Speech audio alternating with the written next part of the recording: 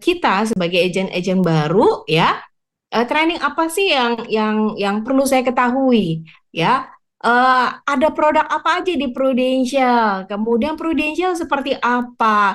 Gimana sih cara jualnya dan seterusnya? Kita mau di dalam sesi MFC ini teman-teman bisa mendapatkan keseluruhan ya mengenai Prudential sampai dengan eh training apa ya harus saya selesaikan ya? Training apa? Kalau saya agent baru, habis ini saya harus menyelesaikan apa? Saya harus melakukan apa? Nah, di dalam sesi inilah kita mau memperkenalkan atau kita mau kasih tahu kepada Bapak Ibu. Itu sebabnya kelas MFC ini adalah kelas bisa kita bilang adalah mandatory setelah teman-teman menyelesaikan MFJ ya, teman-teman ya, sebagai perkenalan ya untuk mengetahui prudensial seperti apa. Tapi sebelumnya Bapak Ibu, saya mau tahu, ini kan kita rata-rata agent baru ya di Prudential baru bergabung. Dari katakanlah ada 12.000 yang hadir hari ini. Ada berapa yang sudah selesai AAJI, boleh ketik AAJI. Tapi kalau belum, ketik N aja deh biar gampang. Ya, saya pengen tahu. Udah ada berapa banyak yang sudah punya AAJI atau sudah selesai ya ujian AAJI gitu. Oke, Kak Rosi sudah. Wah, bagus. Kak Monica sudah. Nah, yang lain kebanyakan sudah ambil atau belum? Pengen tahu nih saya nih. Yang sudah selesai AAJI boleh ketik AAJI. Kalau yang belum ketik N aja deh. Ya. Nah, sisanya ini baru 20.000 yang jawab ya. Kita ada 130 ribu peserta. Sisanya boleh dong respon udah ambil AAJI atau belum? N aja Kak Marcel, N. Kak Marcelin belum, Kak Sharon belum. Oke. Kak Sharon sama Kak Marcelin aja, dua orang. Yang lain saya nggak tahu nih, teman-teman udah ambil atau belum. Makanya saya butuh respon nih, teman-teman ya. Jadi biar bisa tahu. Kenapa? Saya mau kasih tahu sama teman-teman. Nah, kalau teman-teman ya belum ambil AAJI, misalnya nih udah dapat gambaran dari kelas MFC, karena nanti saya mau kenalin dua produk sama teman-teman nih. Produknya keren banget loh. Produknya worth it banget untuk setiap orang, setiap individu gitu loh teman-teman. Tapi kalau teman-teman lihat ini produk keren dan kayaknya aku mau ceritain nih sama tetangga aku, sama keluarga aku, sama tante aku dan yang lain-lain. Tapi teman-teman nggak punya AAJI, belum bisa jualan gitu ya. Jadi setelah ini segera kejar ya, pastikan teman-teman nanti lulus AAJI supaya teman-teman nanti bisa eksekusi selaku agent prudential atau tenaga pemasar prudential. Gitu ya teman-teman ya. Oke, nah langsung aja teman-teman yuk kita mulai untuk sesi MFC kita. Nah ini tadi tata tertib sudah disampaikan ya oleh Kak Ita ya. Dan teman-teman untuk kode check-in ditunggu, intinya kode check-in akan kami berikan setelah sesi foto bersama. Dan please kode check-innya jangan disebarluaskan. Kode check-in ini hanya untuk Bapak Ibu yang ada di sesi Zoom ini. Gitu. Jangan lupa untuk rename ya Bapak Ibu ya.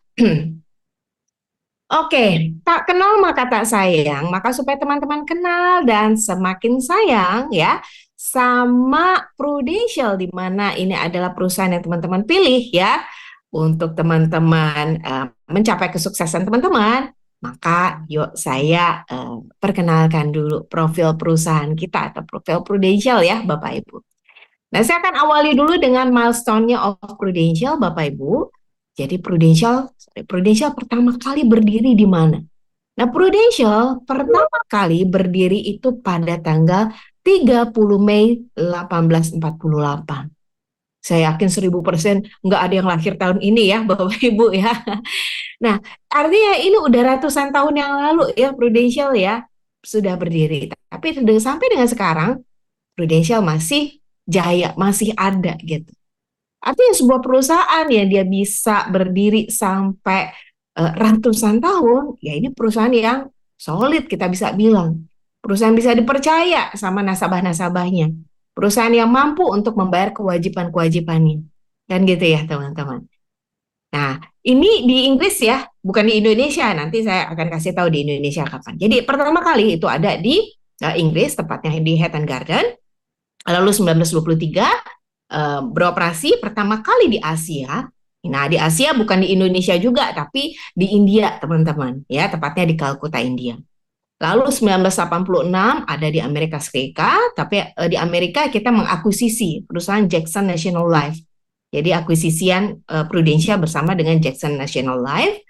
Nah, di Asia lainnya ya itu tahun 1994 Prudential Hong Kong itu berdiri. Nah, di mana Prudential Hong Kong ini menjadi head office-nya untuk Prudential Asia. Jadi Indonesia nih akan mereport juga ke PCA gitu teman-teman. Ya, itu di Hong Kong ya teman-teman sebagai head office. Nah, di Indonesia sendiri itu berdiri kapan sih Indonesia? Teman-teman bisa lihat. Prudential Indonesia berdirinya tahun 1995, teman-teman. Tepatnya tanggal berapa? Tepatnya tanggal 2 November. Jadi tinggal bentar lagi ya, teman-teman ya. Ini udah akhir September, Oktober.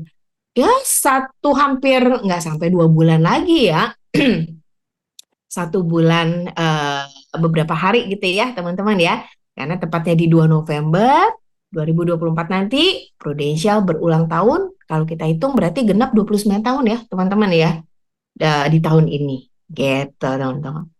Nah, sebuah perusahaan 29 tahun ya. Kalau kalau kita ya usia 29 tahun itu udah usia matang-matangnya gitu ya, udah usia siap buat ya energik dapat, kemudian semuanya dapat deh di 29 tahun. Dan sebuah perusahaan juga 29 tahun adalah perusahaan yang sama. Ini adalah sebuah perusahaan yang mampu bisa berdiri sampai dengan 29 tahun. Itu adalah perusahaan yang bisa solid, bisa dipercaya ya. Karena kalau nggak dipercaya kan pasti udah gulung tikar dong ya teman-teman ya. Ini kita masih bisa ada sampai sekarang. Sehingga kalau teman-teman lihat ini adalah hasil bisnisnya kita di Prudential, total pendapatan premi berapa sih? 14,8 triliun ya teman-teman ya. Sementara asuransi lain hitungannya masih miliar, tapi Prudential sudah menginjak triliunan ya, pakai T gitu ya, bukan pakai M gitu teman-teman. Ini total aset kita sampai dengan total RBC. Nah, teman-teman bisa lihat lagi, ini masih di Prudential Indonesia teman-teman. Di 2022 Prudential Indonesia melakukan yang namanya spin-off. Spin-off itu pemisahan gitu ya teman-teman ya. Jadi pemerintah memang membuat regulasi bahwa kalau kita mengeluarkan syariah itu harus punya dapur sendiri gitu teman-teman. Nah, itu sebabnya di 2022 Prudential ya meluncurkan Prudential Syariah sendiri di 2022. Namun produk syariah ini sendiri sudah lama Prudential pasarkan. Karena pertama kali Prudential memasarkan produk syariah itu tahun 97. Itu produk pertama. Gitu ya. Nah, terus ada terus sampai dengan yang tadi disampaikan bahwa pemerintah punya regulasi kalau syariah harus dipisahkan nih dengan konvensional. Jadi 2022 Prudential Syariah itu lahir ya di Indonesia. Nah, itu lebih kurang teman-teman milestone-nya ya. Prudential dari pertama ya berdiri sampai ada di Indonesia sampai dengan hari ini seperti ini lebih kurang. Ya, untuk bisa Bapak Ibu semua tahu. Oke. Nah, terus kita oh ya, ada sudah pas ya Kaita. Oke. Sebelum saya lanjut ya, teman-teman ya. Saya stop share dulu. Ini sudah diingatkan sama Kaita. Silakan Kaita. Oke, thank you Kak Ruth. Yuk Bapak Ibu boleh untuk di open cam. Wah, mana nih tadi yang awal sudah open cam, sekarang malah off cam nih. Ya. Ayo Yuk. dong, kita juga mau kenal loh Bapak Ibu. Oke. Oh, Bu Elvi, hati-hati ya Bu Elvi ya. Oke. Yo, yang lain Kak Kelvin, Kak Karina, Kak Devina, yuk boleh yuk. Sebentar aja kok. Mm-mm. Kurang lebih karena di sini cuma ada satu halaman ya teman-temannya satu slide, jadi nggak lama-lama kok. Cuma 3 detik aja saya ambil fotonya. Yuk silakan teman-teman. Kak Filipus, Kak Tihani, Kak Devina, Kak Marcelin. Kenapa nih nggak bisa menyalakan kamera? Apakah ada kendala kah? Boleh disampaikan ya nanti dalam kolom chat kenapa nih nggak bisa menyalakan kameranya. Oke, saya langsung saja ambil fotonya sekarang ya teman-teman ya. Kita mulai dari hitungan yang pertama ya. Oke, izin off cam nggak apa-apa. 1, 2, 3. Mohon ditunggu sebentar, teman-teman. Bentar ya, karena saya akan pindahkan hasilnya dulu nih.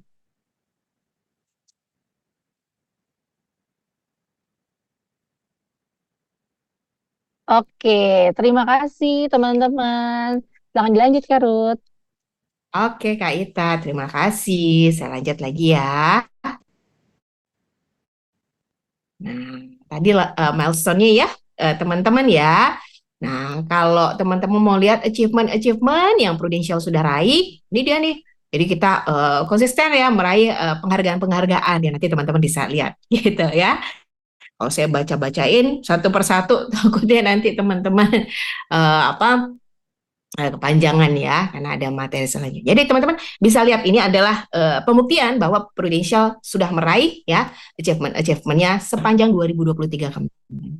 Ini yang PLAI. Kalau syariah sendiri meskipun kita baru 2022 ya kita melakukan spin off, tapi setahun kemudian kita pun meraih achievement-achievement yang teman-teman bisa lihat di sini gitu.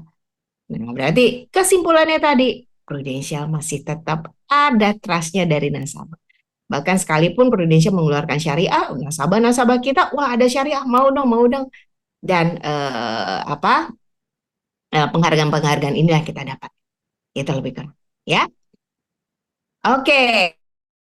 Nah, kalau teman-teman sudah kenal setidaknya mengenai Prudential, kalau teman-teman mau lebih detail lagi, teman-teman saya sarankan teman-teman buka website Prudential ya, www.prudential.co.id. Oh, itu lebih lengkap lagi ya kalau teman-teman mau tahu, menjelajahi ya di website Prudential.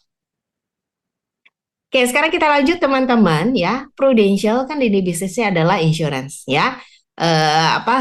Perusahaan jasa keuangan gitu ya, teman-teman ya. Yang mana jasa keuangan untuk asuransi gitu.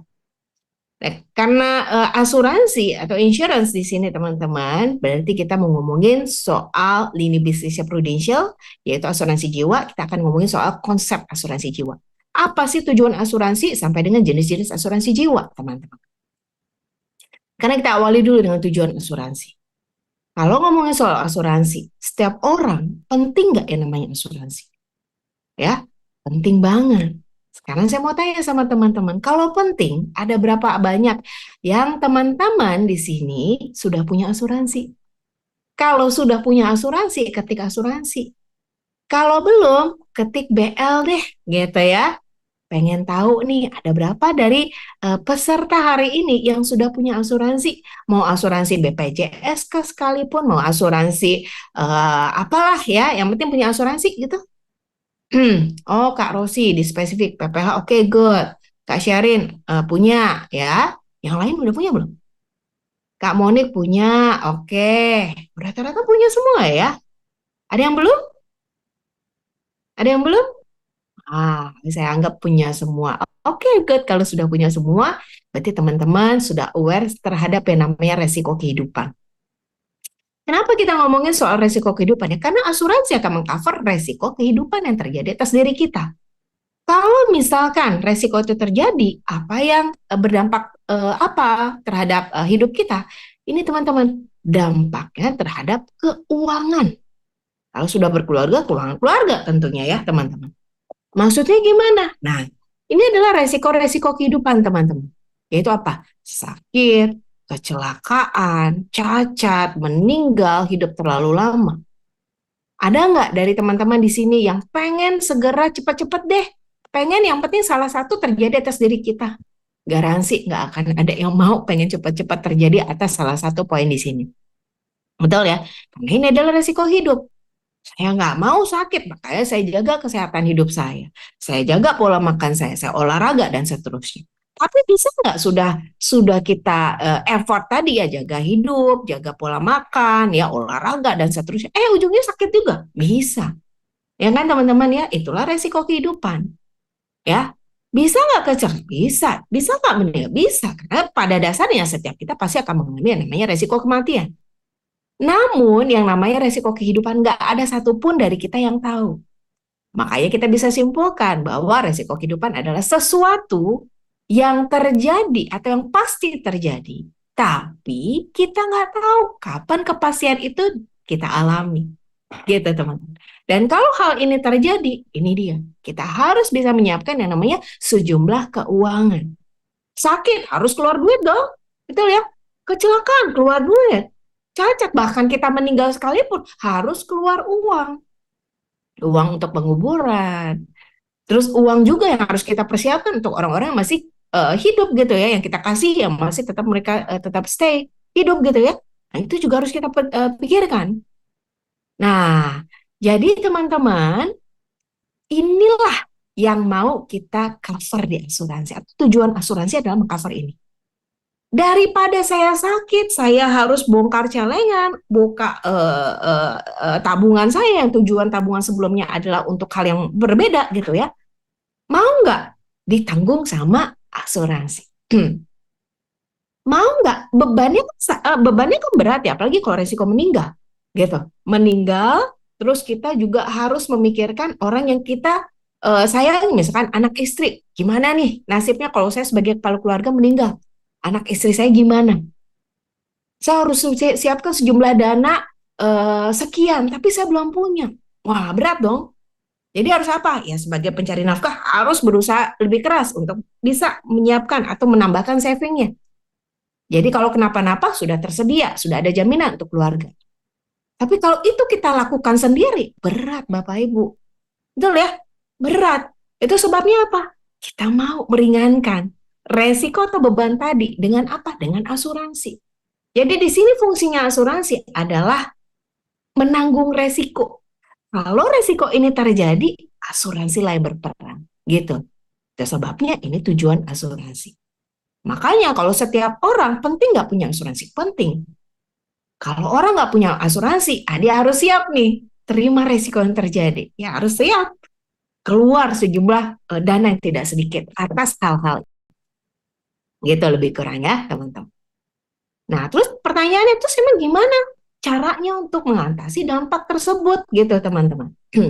Nah saya gambarkan ya kalau misalkan tadi katanya kan asuransi ya, asuransi punya peran penting nih terhadap resiko kehidupan. Coba dalam satu keluarga terdiri dari bapak, ibu, sama anak.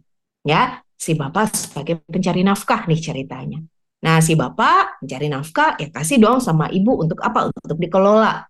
Biasanya ibu mengelola untuk kebutuhan keluarga, bayar rumah, cicilan rumah misalkan, bayar sekolah anak, bayar air, listrik, telepon dan seterusnya.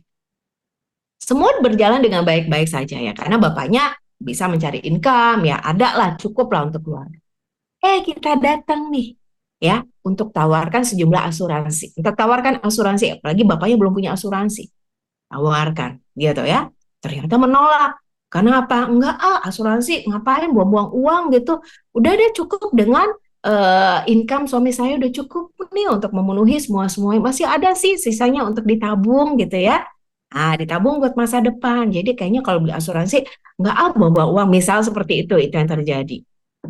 Oke, kalau semua berjalan dengan baik-baik aja, oke lah, nggak masalah. Tapi ada nggak yang bisa menggaransi semua akan baik-baik saja? Nah, tadi ya, resiko kehidupan nggak bisa kita tahu, ya, bahkan nggak bisa kita elak.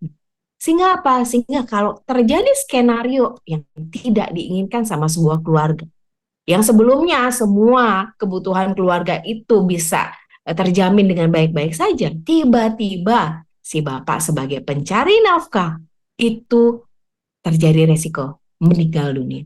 Kalau meninggal dunia kan selama-lamanya ya, nggak sudah tidak ada lagi ya. Nah ini yang akan jadi PR tadi. Pengeluaran-pengeluaran yang biasanya sudah tercukupi, tiba-tiba sudah tidak ada lagi. Ada sih tabungan kemarin kan saya sisihin. Sekarang pertanyaannya, tabungannya cukup nggak? Apalagi kalau anaknya masih kecil-kecil. Cukupnya sampai usia berapa? Gitu ya. Nah, sehingga kalau misalkan tabungannya cukup hanya bisa untuk bertahan setahun 2 tahun, habis itu gimana? Nah, itu yang mau kita antisipasi. Itu sebabnya ya, kalau belum punya proteksi, ya itu yang harus dijaga. Mau nggak kita kita pikul sendiri tuh? Kita pikul sendiri resikonya. Bisa nggak kita pikul sendiri? Bisa aja, tapi siap nggak? Makin berat kita pikul, makin berat banget yang harus kita tanggung. Tapi kalau ada pihak lain yang meringankan beban kita, Nah, itu lebih ringan juga kita untuk bisa mempersiapkan. Nah, itu sebabnya kalau ini tidak, kalau sebelumnya ya di saat dia masih baik-baik saja, nggak punya asuransi, ini akan terjadi kalau resiko itu menimpa. Tapi kalau di saat dia baik-baik saja dan dia wise ya, dia memilih yang namanya asuransi untuk jaga-jaga di kemudian hari, disinilah perannya Bapak Ibu. Jadi asuransi lah yang akan jadi payung bagi siapa? Bagi keluarganya. Kalau mengalami satu hal yang tidak diinginkan. Ya bapaknya bukan hidupkan lagi enggak ya, tapi uang pertanggungan inilah yang nanti untuk meneruskan hidup anak dan istrinya ke depannya nanti kalau si bapak sebagai pencari nafkah sudah tidak ada. Masih bisa bayar sekolah anak, masih bisa bayar listrik, air, telepon dan seterusnya. Gitu. Oke? Jadi kita bisa simpulkan nih teman-teman. Jadi apa? Kesimpulannya adalah asuransi jiwa bertujuan untuk mengurangi kerugian keuangan. Jadi dari sejumlah uang pertanggungan inilah yang nanti akan diterima oleh ahli waris sehingga dia masih bisa meneruskan hidupnya. Jadi mengurangi kerugian keuangan. Seperti itu lebih kurang. Ya. Oke. Sehingga kalau ternyata nasabah, iya ya benar juga ya, setiap kita pasti mengalami resiko. Cuman kan saya nggak tahu kapan resiko itu terjadi. Mumpung belum terjadi, mumpung ada asuransi yang mau terima, atau mumpung saya masih bisa memilih atau mencari asuransi, saya buat deh sekarang, saya punya deh sekarang, gitu, ya. Nah itu sebabnya kalau nasabah memang sudah concern untuk punya yang namanya satu proteksi, dia pun harus bisa memilih perusahaannya yang mana ya. Perusahaannya harus benar-benar solid kan teman-teman ya. Nah, jangan sampai nanti nggak sanggup bayar premi, nggak sanggup bayar klaim dan seterusnya. Padahal kewajiban sudah bayarkan gitu. Nah, jadi perusahaan yang harus dipilih yang pertama, ya. Dan yang kedua adalah jenis kontraknya, ya. Jadi kontraknya mau yang seperti apa? Mau asuransi yang jenisnya nanti kontraknya bersifat konvensional atau kontraknya yang syariah punya. Jadi baik konvensional maupun syariah, asuransi ini tujuannya sama. Untuk apa? Untuk meminimalkan kerugian keuangan. Atas resiko ketidakpastian hidup tadi. Sakitlah, rawat inaplah, kecelakaan, atau meninggal dunia. Gitu ya, teman-teman. Nah, sekarang, emang apa sih Ruth bedanya konvensional sama syariah gitu ya? Yo, sekarang kita lihat. Nah, ini pengertian asuransi ya, teman-teman ya, secara undang-undang juga sudah ada ya. Jadi Undang-Undang Nomor 40 tahun 2014. Ya boleh catat nih, biasanya di ujian AJI biasanya keluar undang-undangnya gitu ya, teman-teman. Sama KUHP-nya. Jadi asuransi sebenarnya apa? Perjanjian. Kalau dia tahu ada satu resiko dan saya nggak mau menanggung sendiri, saya mau ada asuransi yang meringankan beban saya, makanya saya mau beli asuransi. Ya udah, yuk buat perjanjian. Ya, sesuai Undang-Undang Nomor 40 tahun 2014, perjanjian antara dua belah pihak, yaitu siapa? Perusahaan asuransi dan tertanggung nasabah. Jadi kalau mereka sepakat, ya udah yuk kita buat perjanjian. Maunya apa? Santunan UP jiwa, santunan kesehatan, dan yang lain-lain sesuaikan dengan kebutuhan nasabah. Kalau sudah, oke, kita assign, kita tanda tangan kontraknya, setuju. Setuju untuk didapatkan santunan sekian, manfaatnya sekian, dan setuju untuk melakukan kewajibannya dengan membayar kontribusi atau premi. Sehingga semuanya bisa berjalan dengan baik.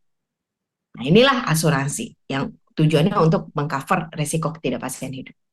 Nah, kalau digambarkan tadi ya, asuransi atas dua konsep, yaitu konvensional. Kalau konvensional, kita pakai konsepnya adalah risk transferring. Jadi saya mentransfer resiko hidup saya kepada siapa? Kepada pihak perusahaan, kepada pihak asuransi.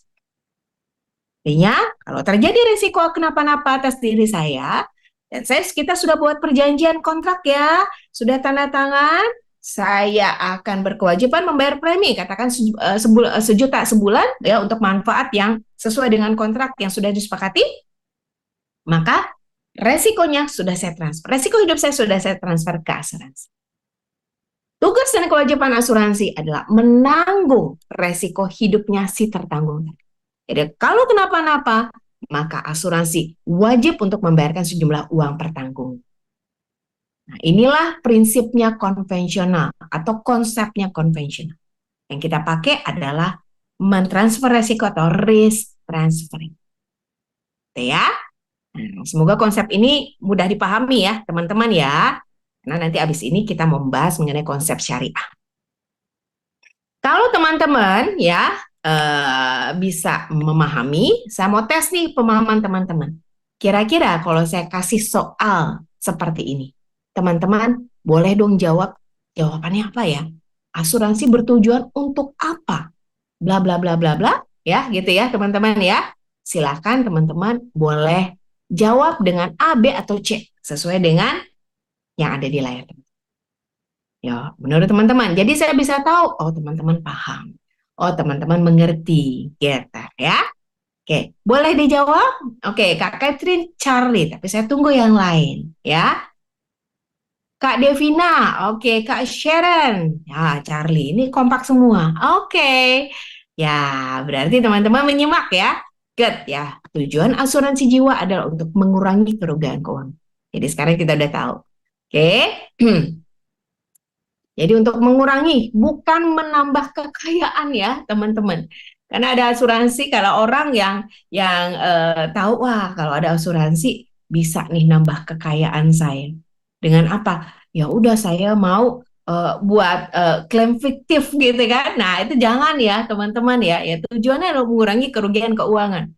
Kenapa? Karena kalau misalkan dia melihat, oh dengan asuransi kan kalau ada resiko kan, saya buat aja nih surat keterangan dokter yang palsu, kwitansi palsu supaya apa? Supaya nanti saya klaim ke asuransi, saya dapat duit. Ah itu jangan, itu fraud namanya, gitu ya. Itu bukan mengurangi kerugian keuangan, ya. Tapi itu adalah satu tindakan kriminal ya teman-teman ya. Ya itu fraud ya dan dan asuransi bukan itu tujuan ya dengan punya asuransi biar saya tambah kaya bisa enggak dari asuransi tujuan adalah untuk mengurangi kerugian keuangan yang diderita oleh si tertanggung atas resiko kehidupan atau resiko ketidakpastian hidup tadi. Oke, clear ya? Berarti semua jawab dengan benar. Sekarang saya tes lagi soal kedua. Nah, jawab lagi ya teman-teman ya. Jawaban yang tepat kira-kira apa di soal nomor 2? Silakan. Yuk, silakan soal nomor 2 jawabannya apa? Oke, Kak Devina, Charlie lagi ya. Yang lain jawabannya apa? Jika keluarga yang terdiri ayah, ibu, anak, dan 3 anak, ya, di mana sebagai pencari nafkah? Mana pernyataan yang sesuai? Memiliki produk asuransi perlindungan jiwa untuk ayah, memilih produk asuransi kesehatan untuk ayah sebagai pencari nafkah, atau dua-duanya yang penting? Nah, kira-kira yang paling penting yang mana? Yang paling perlu? Oke.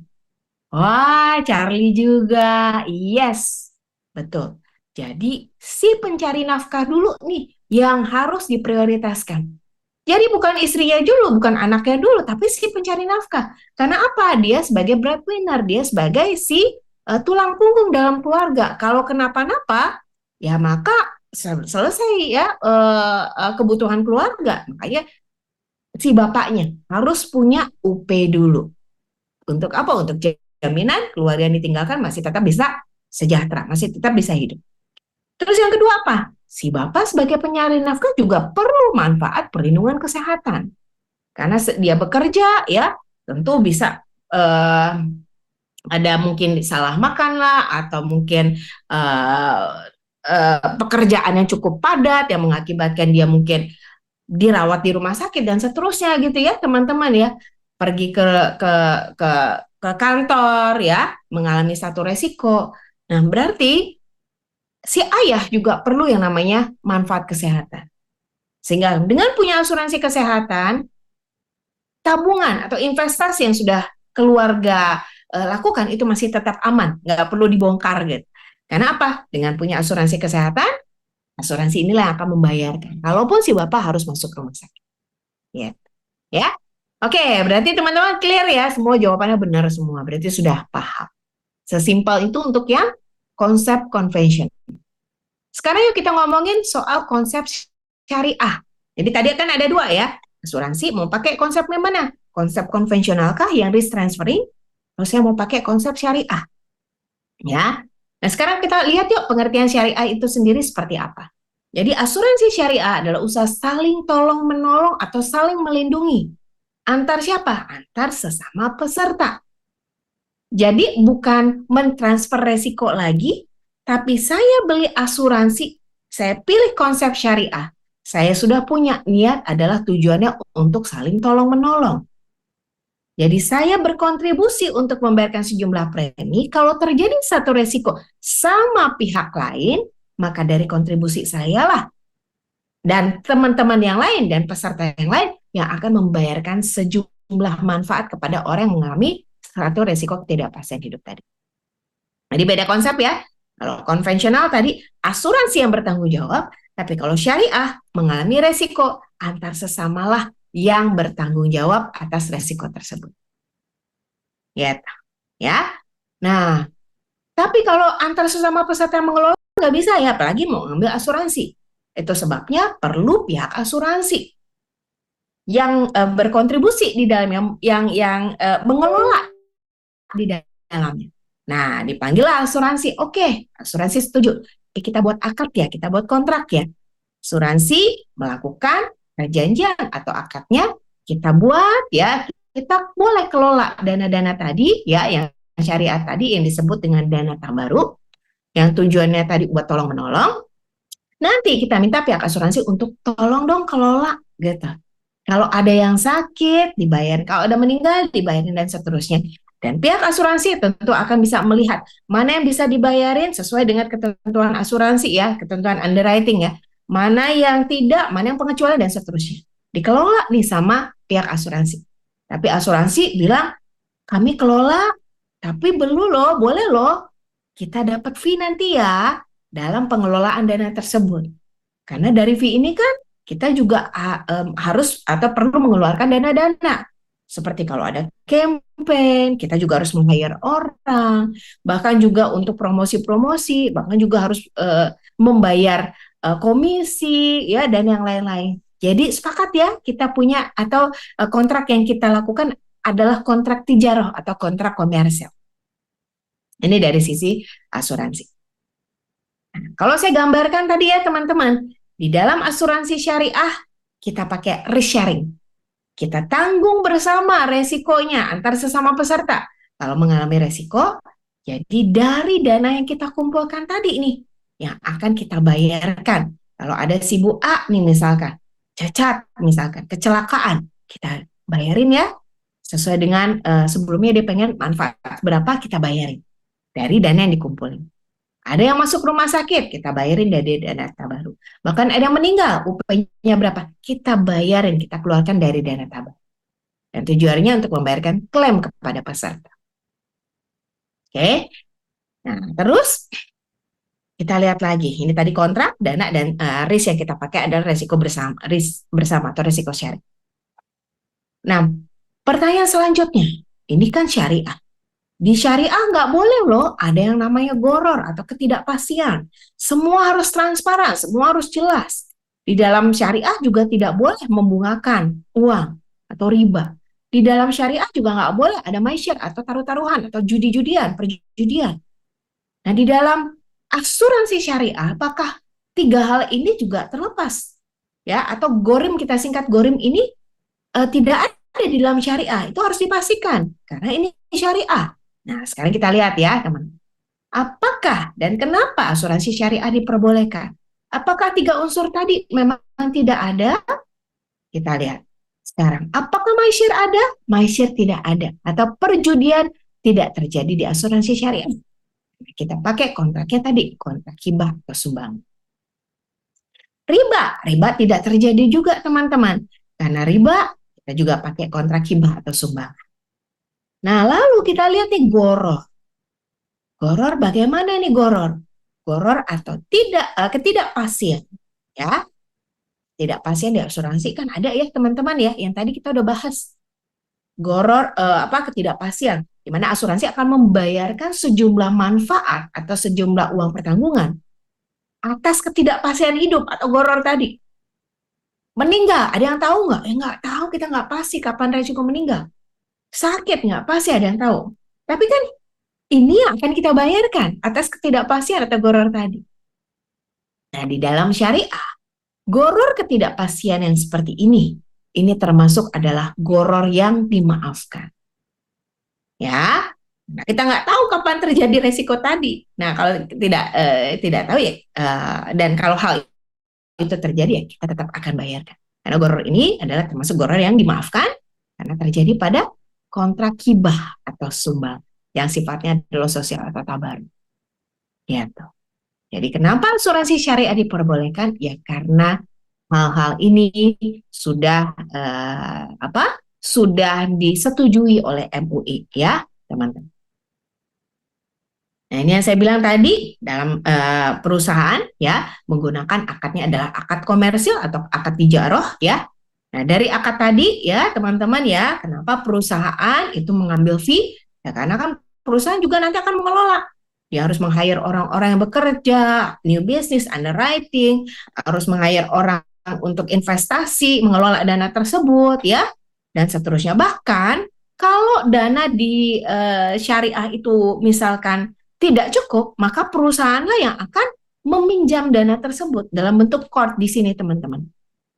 Ya, pinjaman tanpa bunga gitu. Jadi perusahaan ya akan melakukan peminjaman.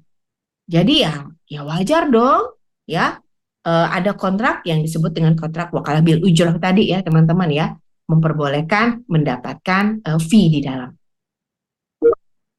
Nah, lalu teman-teman bisa lihat lagi di sini. Ini adalah pemisahan alokasi kontribusi peserta supaya betul-betul jelas gitu ya. Jadi dari seluruh kontribusi premi yang terkumpul, maka kita akan bagi ke dalam 3 kantong, teman. Yaitu ada kantong tabaruk tadi yang tujuannya adalah untuk membayarkan klaim-klaim yang terjadi. Ya, jadi nggak dipisah-pisah, nggak dicampur aduk ya, ini terpisah teman-teman ya. Kemudian kantong yang kedua adalah kantong khusus untuk dikelola dana investasi di dalamnya. Jadi kalau ada produk yang nanti akan memberikan investasi atau produk yang nanti ada nilai tunai di dalamnya, nah kita pakai dari kantong yang kedua. Serta yang terakhir adalah kantong alokasi fee ujroh tadi, teman-teman. Ya, jadi perusahaan berhak untuk mendapatkan fee atau ujrohnya, kita masukkan ke kantong yang berbeda. Gitu. Oke. Nah, lalu kita lihat lagi di dalam syariah ada yang namanya surplus underwriting. Apa surplus underwriting? Surplus underwriting adalah kelebihan dana yang terdapat pada rekening dana terbaru, termasuk juga bila ada pendapatan lain. Jadi kekumpul nih misalkan dana-dana tabaru kekumpul. Doa kita kan sehat-sehat selalu ya. Ternyata benar. Dalam setahun nggak ada yang klaim. Yang klaim paling cuma 1. Itu juga klaim kecil gitu ya.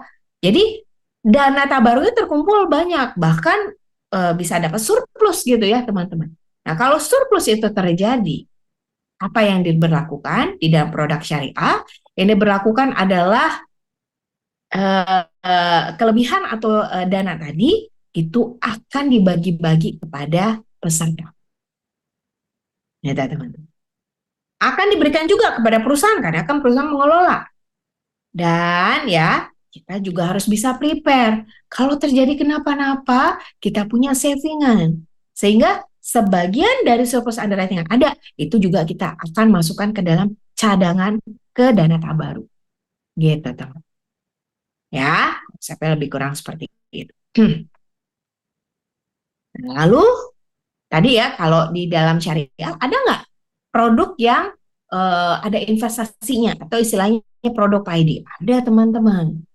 Nah, itu sebabnya, kalau memang ada produk yang PAID atau produk yang punya investasinya, asuransi juga harus bisa memilah-milih investasi-investasi syariah. Jadi nggak bisa sembarangan. Jadi prinsip investasi di syariah, teman-teman, ini harus halal dipilih. Nggak boleh gorim tadi, harus adil dan transparan. Makanya instrumen investasi di syariah ini harus yang berbasis syariah. Kayak Kalau beli saham ya harus bahas saham syariah. Beli sukuk, deposito juga harus pilih deposito syariah. Reksadana juga reksadana syariah, seperti itu. Oke? Nah, ini adalah approval ya teman-teman ya dari OJK, dan karena syariah ya harus ada pengawas syariah DPS ya, dari DPS. Saat ini DPS kita ada Pak Asharudin sama Pak Ahmad Nuryadi ya teman-teman ya, yang mereka mensahkan oke, boleh karena semua sudah sesuai dengan syariah Islam. Syariah lah istilahnya teman-teman. Jadi sudah dihalalkan istilah. Nah, kesimpulannya berarti produk syariah itu apa? Akan harus jelas. Prinsip juga harus berprinsip syariah tadi, no gorim tadi ya. Terus pemisahan alokasi dana harus betul-betul terpisah, nggak perlu dicampur jadi dalam satu kantong gitu ya. Kalau ada surplus underwriting ya dibagi-bagikan atau dikembalikan lagi gitu ya. Dan jangan lupa ada dana cadangan tabaruk juga. Investasi harus berbasis syariah dan pengawasan dari berbagai pihak. Ini jadi kesimpulannya kalau kita mau banding ya teman-teman ya antara syariah sama konvensional, inilah ya kesimpulannya. Prinsip yang kita pakai di syariah adalah risk sharing tadi, resiko ditanggung bersama. Kalau konvensional kita pakai risk transferring. Makanya konvensional yang dipakai adalah akad jual beli. Jual ya kita beli gitu ya. Sehingga kalau terjadi resiko, perusahaan yang akan menanggung resikonya. Nah, beda halnya sama yang syariah. Syariah kita pakai akad tolong-menolong, di mana perusahaan sifatnya adalah mengelola dana operasional aja. Karena apa? Karena resiko ditanggung bersama, karena kita pakai akad tolong-menolong tadi. Gitu. Kalau ada surplus underwriting, ya dibagi-bagikan kepada peserta. Kalau konvensional, jadi milik perusahaan. Ya, pengawasan tadi sudah, ya, pengelolaan dana sudah, dan terminologi teman-teman atau istilah. Kalau di konvensional, UP, sejumlah uang yang akan kita berikan kalau mengalami satu resiko. Kalau di syariah, sebutannya adalah santunan asuransi. Artinya sebenarnya sama, UP gitu ya, cuman terminologinya yang berbeda. Kalau konvensional, tertanggung adalah orang yang resikonya ditanggung sama asuransi. Kalau di syariah, kita sebut pesan. Kalau di konvensional, premi adalah kewajiban harus dibayar. Kalau di syariah, kita sebut adalah kontribusi. Gitu, teman-teman. Oke. Nah, semoga dengan penjelasan tadi, teman-teman makin clear. Sekarang, untuk bisa melihat teman-teman clear atau tidaknya, saya mau kasih soal lagi buat teman-teman. Boleh dijawab ya. Silakan teman-teman. Boleh jawab soal pertama saya. Silakan. Ya, kira-kira apa yang tepat, teman-teman? Di sini kita ngomongin soal asuransi syariah ya. Oke, kira-kira apa yang tepat? Oke, Kak Sharon, Kak Catherine ya. Thank you yang aktif terus. Yang belum berpartisipasi, saya pengen nih ada nih namanya yang belum yang berbeda gitu. Oke, Kak Yulian sudah, Kak Dimas. Oke, thank you. Nah, ini kompak semua jawabannya, bener nggak ya gitu ya. Nah, ini pertanyaannya adalah asuransi syariah ya. Tapi yang ditanyain ada apa sih yang dimaksud dengan universal? Karena asuransi syariah meskipun dia basicnya dari syariah Islam ya, tapi pada dasarnya syariah ini adalah universal. Pertanyaannya apa yang dimaksud dengan universal? Nah, ini dia teman-teman. Universal itu adalah dapat dibeli dan dijual oleh siapapun, tidak harus yang muslim saja. Jadi agennya non-muslim mau jual syariah kepada non-muslim silahkan, atau sebaliknya, gitu teman-teman. Ya, karena syariah sifatnya universal, siapapun boleh. Gitu. Oke. Nah, ini keren-keren nih, semuanya pada bisa ya teman-teman. Sekarang yuk soal nomor 2. Soal nomor 2 boleh dijawab teman-teman. Oke. Kalau bisa jawab dengan benar berarti kami yakin teman-teman ya untuk bisa memberikan penjelasan karena teman-teman clear di sini. Oke, yuk soal nomor 2. Kira-kira jawaban yang tepat apa ya? Hal yang mendasar yang membedakan antara asuransi syariah dan konvensional. Akad digunakan syariah, prinsip tolong menolong. Tadi betul ya teman-teman. Adanya informasi yang jelas dan transparan. Yes, nggak boleh gorim tadi ya. Yang C, semua jawaban benar. Nah, ya berarti apa? Ya benar ya. Wah, dan benar juga nih di dalam kolom chat semua jawaban teman-teman benar. Jadi congratulations, berarti teman-teman sudah bisa membedakan antara konvensional dan syariah ya teman-teman. Oke, kalau sudah bisa berarti saya bisa lanjut nih untuk saya kasih tahu mengenai jenis-jenis asuransi jiwa. Nah, di dalam asuransi tadi kan teman-teman ada uh, apa kontraknya, kita bisa pakai kontrak atau konsep yang kita pakai konvensional silahkan sama syariah. Tapi tujuannya dari konsep konvensional dan syariah tujuannya sama-sama untuk mengurangi dampak kerugian keuangan yang terjadi atas diri nasabah atas resiko ketidakpastian hidup. Nah, itu asuransi jiwa tadi ya. Mau pilih konvensional silakan, syariah silakan. Nah, dalam asuransi syariah maupun konvensional itu juga ada dua cabang teman-teman. Ada yang tradisional punya, ada yang PAID. PAID produk asuransi yang dikaitkan dengan investasi. Jadi produk two in one, proteksinya ada, investasinya ada. Ya. Nah di MFC memang kita nggak bahas PAID ya teman-teman ya. Kalau PAID teman-teman, habis MFC teman-teman segera ambil sertifikasi produk unit link. Habis itu PNG ya, produk PNG. Karena itu memang harus detail, harus spesifik ya, karena produknya kompleks sekali. Jadi yang teman-teman perlu ketahui adalah PAID itu adalah proteksi plus investasi, produk two in one. Oke. Nah, yang kedua adalah tradisional. Nah, di tradisional di sinilah MFC nanti kita akan bahas, termasuk saya akan kenalkan dua produk buat teman-teman. Ada 3 jenis produk tradisional. Ada satu jenisnya adalah term, kedua endowment, yang ketiga adalah whole life. Kalau term itu adalah produk asuransi yang kalau teman-teman lihat perlindungannya adalah perlindungan jangka pendek. Perlindungan tahunan. Setahun habis perpanjang lagi. Setahun habis perpanjang lagi gitu. Jadi kalau dia nggak perpanjang, ya udah perlindungan selesai. Nah itu produk term, produk tahunan, gitu teman. Ya. Yang kedua adalah produk endowment. Produk endowment itu ada produk jangka menengah. Biasanya perlindungannya adalah perlindungan 10 tahun, 15 tahun, 20 tahun. Nah itu produk endowment tuh teman. Dan yang ketiga adalah produk whole life. Kalau produk whole life adalah produk yang perlindungannya sampai jangka panjang, seumur hidup. Ada yang di cover sampai 99, ada yang di cover sampai 120 tahun. Nah, itu kan seumur hidup ya, teman-teman ya. Nah, itu whole life punya. Ya. Sekarang karakteristik umumnya untuk yang produk tradisional itu adalah tidak ada pilihan penempatan investasi. Gitu. Bedain kalau PAID itu ada. Tapi kalau untuk yang tradisional tidak ada penempatan investasi. Jadi murni proteksi, yes murni proteksi, gitu teman. Ya.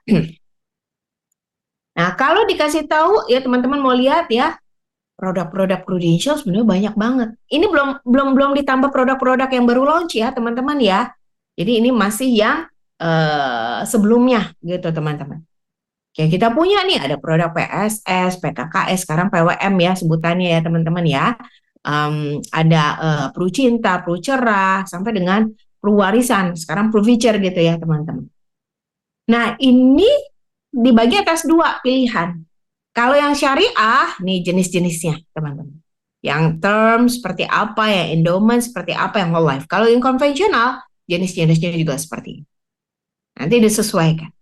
Nah, saya nanti akan memperkenalkan satu produk syariah yang ini, yang Pru Cinta, dan satu produk konvensional, yang PCB 88.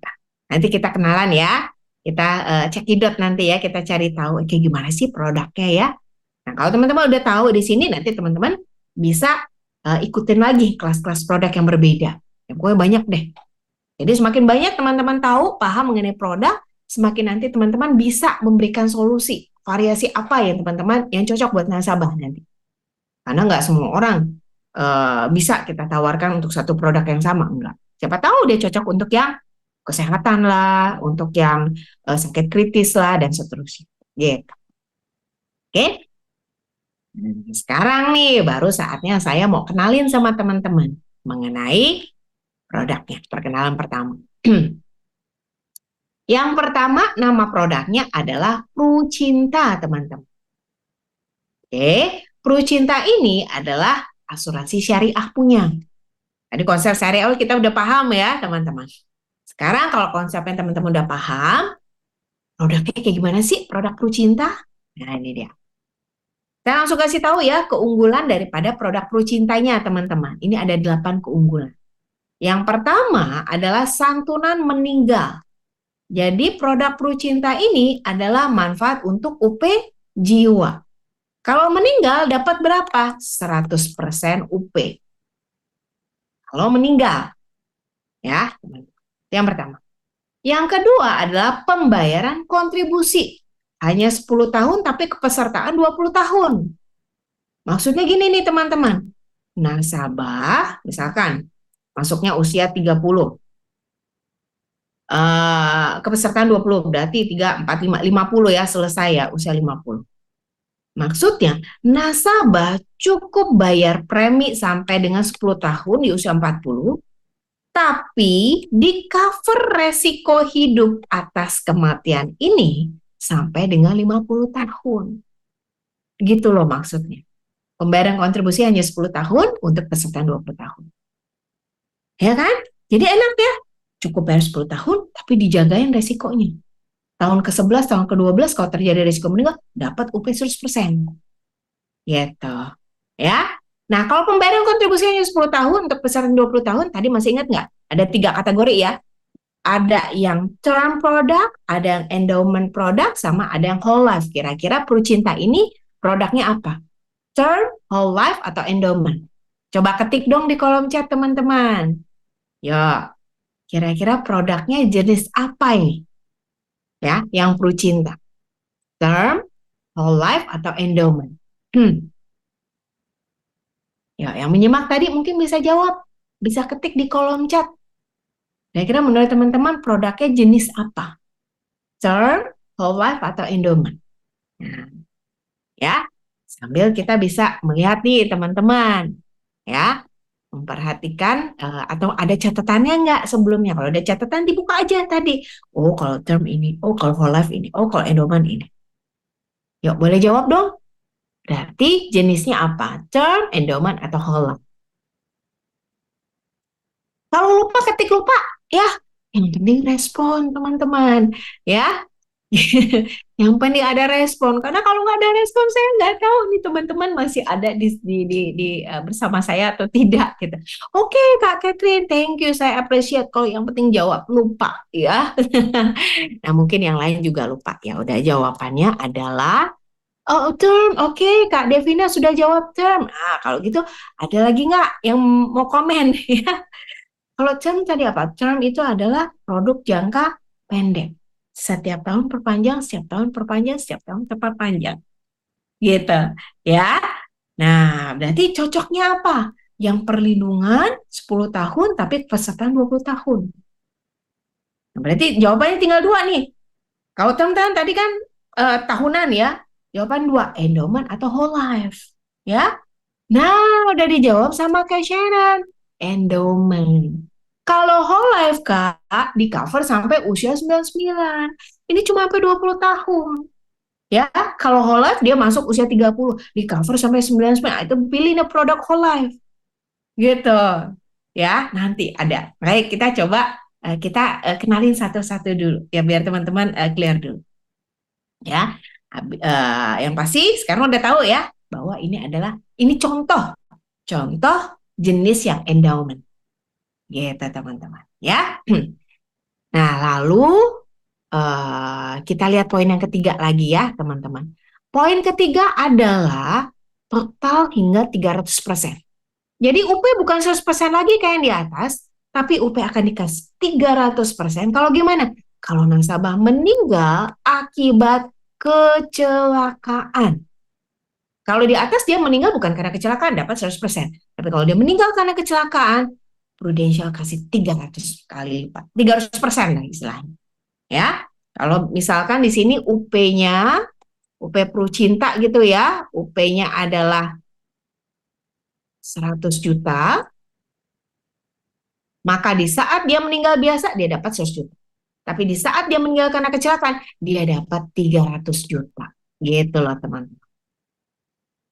Oke, terus ada lagi tambahan. Total bisa lebih gede lagi nih teman-teman. Sampai 400%.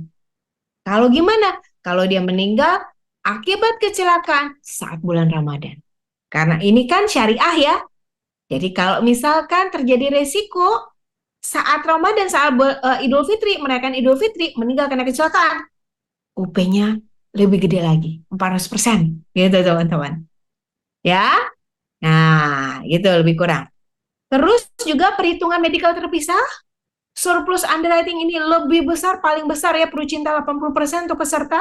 Jadi 10% masukin ke dana tabaru, 10% kasih ke perusahaan yang tadi. Dan perpanjangan masa kepesertaan tanpa underwriting ulang. Jadi artinya kalau misalkan dia sudah di cover sampai 20 tahun ke depan nih. Kan tadi kan usia 50. Saya mau dong di cover lagi sama Prudensia untuk perlu cintanya. Untuk 20 tahun ke depan lagi. Boleh nggak? Boleh. Bahkan kelebihannya nggak perlu underwriting ulang. Dia bisa langsung perpanjang secara otomatis. Gitu teman-teman. Ya. Dan yang terakhir, kalau saya nggak mau perpanjang gimana Ruth? Udah deh sampai 50 aja selesai. Boleh nggak? Ya boleh. Justru kalau boleh, ya. Nah ini kelebihannya. Manfaat jatuh tempo dalam bentuk nilai tunai.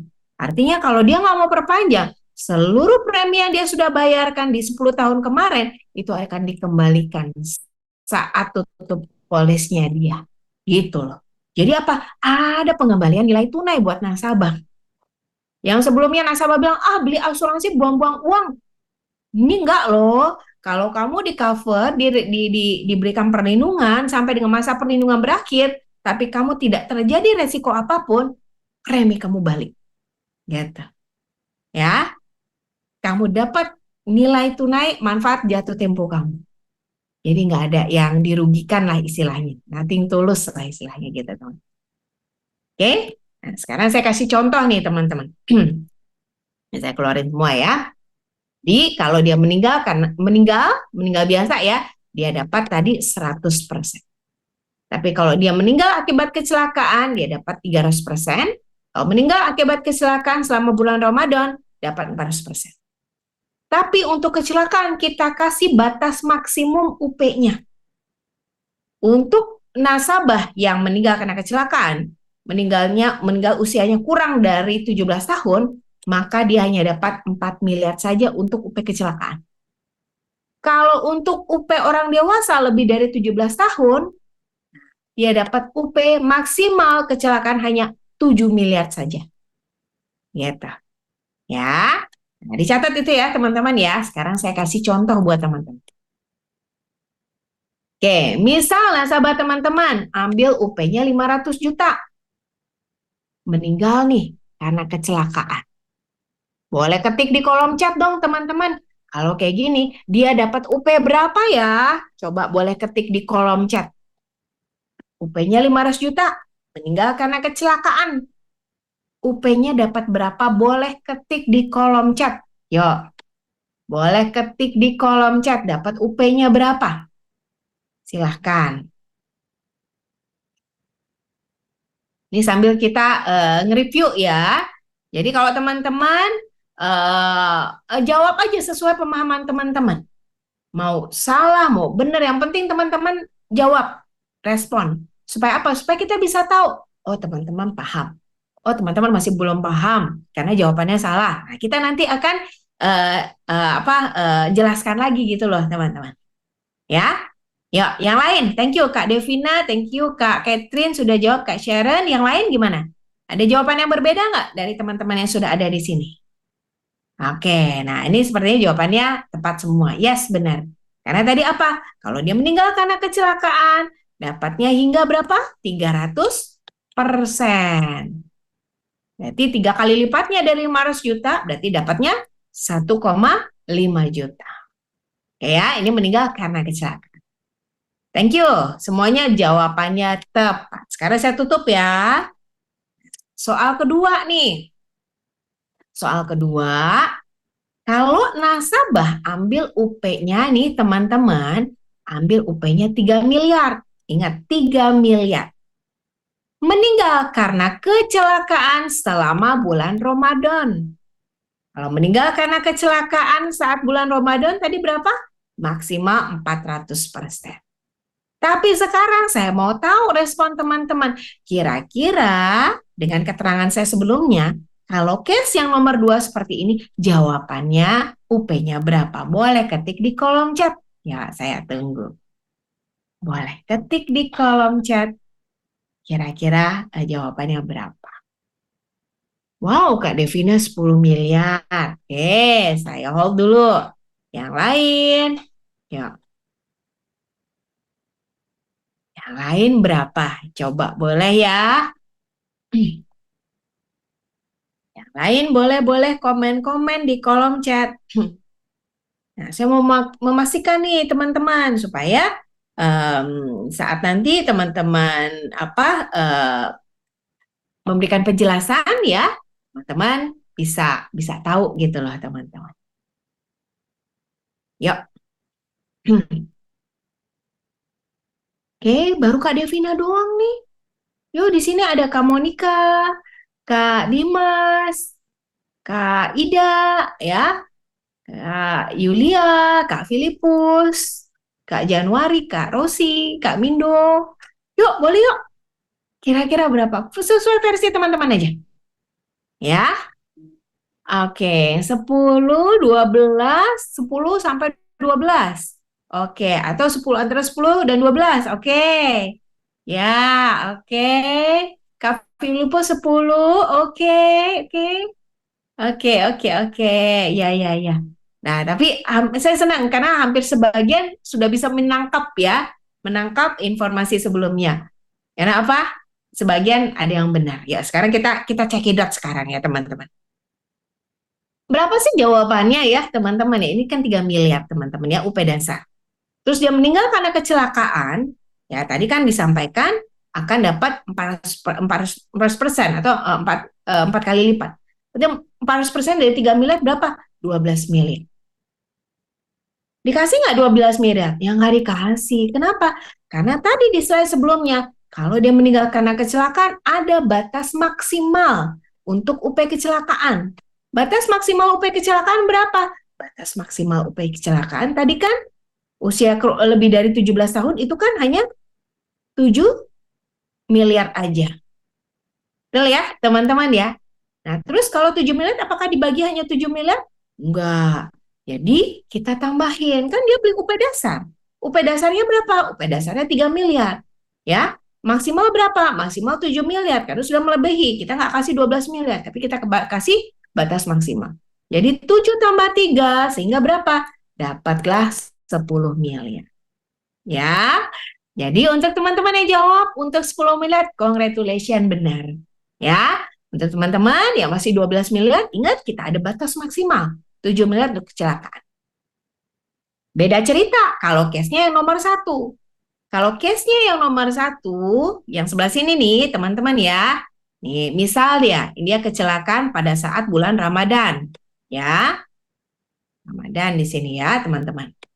Berarti kalau dia meninggal karena kecelakaan, bukan 300% lagi, tapi berapa? 400%. Nah, kita cek nih. Kalau 500 juta, 4 kali lipatnya berapa? 4 kali lipatnya berarti 2 miliar. Apakah melebihi dari batas maksimal 7 miliar? Tidak. So, kalau seperti ini, dia akan dapat full 2 miliar. Gitu. Ya, clear ya teman-teman ya? Nah, semoga dengan dua contoh ini teman-teman bisa dapat gambaran gitu. Dan saat nanti teman-teman jelasin ke nasabah juga nasabah aware untuk hal ini. Kita lanjut lagi. Saya keluarin ya. Tadi teman-teman ini produk endowment di mana nasabah cukup bayar 10 tahun aja tapi di cover sampai tahun ke-20. Kalau terjadi resiko, tidak terjadi resiko dan dia mau ya tutup polis deh, dia masih sehat, masih hidup, maka seluruh kontribusi yang dia sudah bayarkan di 10 tahun kemarin itu akan dikembalikan pada saat pada saat usia dia 50 tahun. Lihat. Ya. Tapi tadi ya, boleh loh diperpanjang. Bahkan kelebihannya kalau perpanjang polis, dia nggak perlu underwriting ulang, gitu teman-teman. Ya, sehingga apa? Sehingga kalau nasabah mau memperpanjang, ya uangnya nggak kita kasih loh. Karena apa? Karena untuk memperpanjang polis selanjutnya. Jadi kalau seperti ini, nggak ada pengembalian premi, dia mau perpanjang, dia akan di cover sampai usia 20 dan kontribusinya tetap dibayarin. Ya, bayarnya dari apa? Dari kontribusi yang sebelumnya dia sudah bayarin. Makanya di sini nggak dikembalikan. Ini untuk terus melanjutkan pengcoveran sampai dengan 20 tahun ke depan. Usia 70 nih, terakhir nasabah saya masih bisa lanjut nggak? Masih bisa lanjut. Sampai usia berapa? Sampai usia 90. Karena usia 70 adalah batas terakhir untuk nasabah memperpanjang polisnya. Kalau udah 71, udah nggak bisa lagi. Itu adalah batas terakhir. Ya, maksimal 70.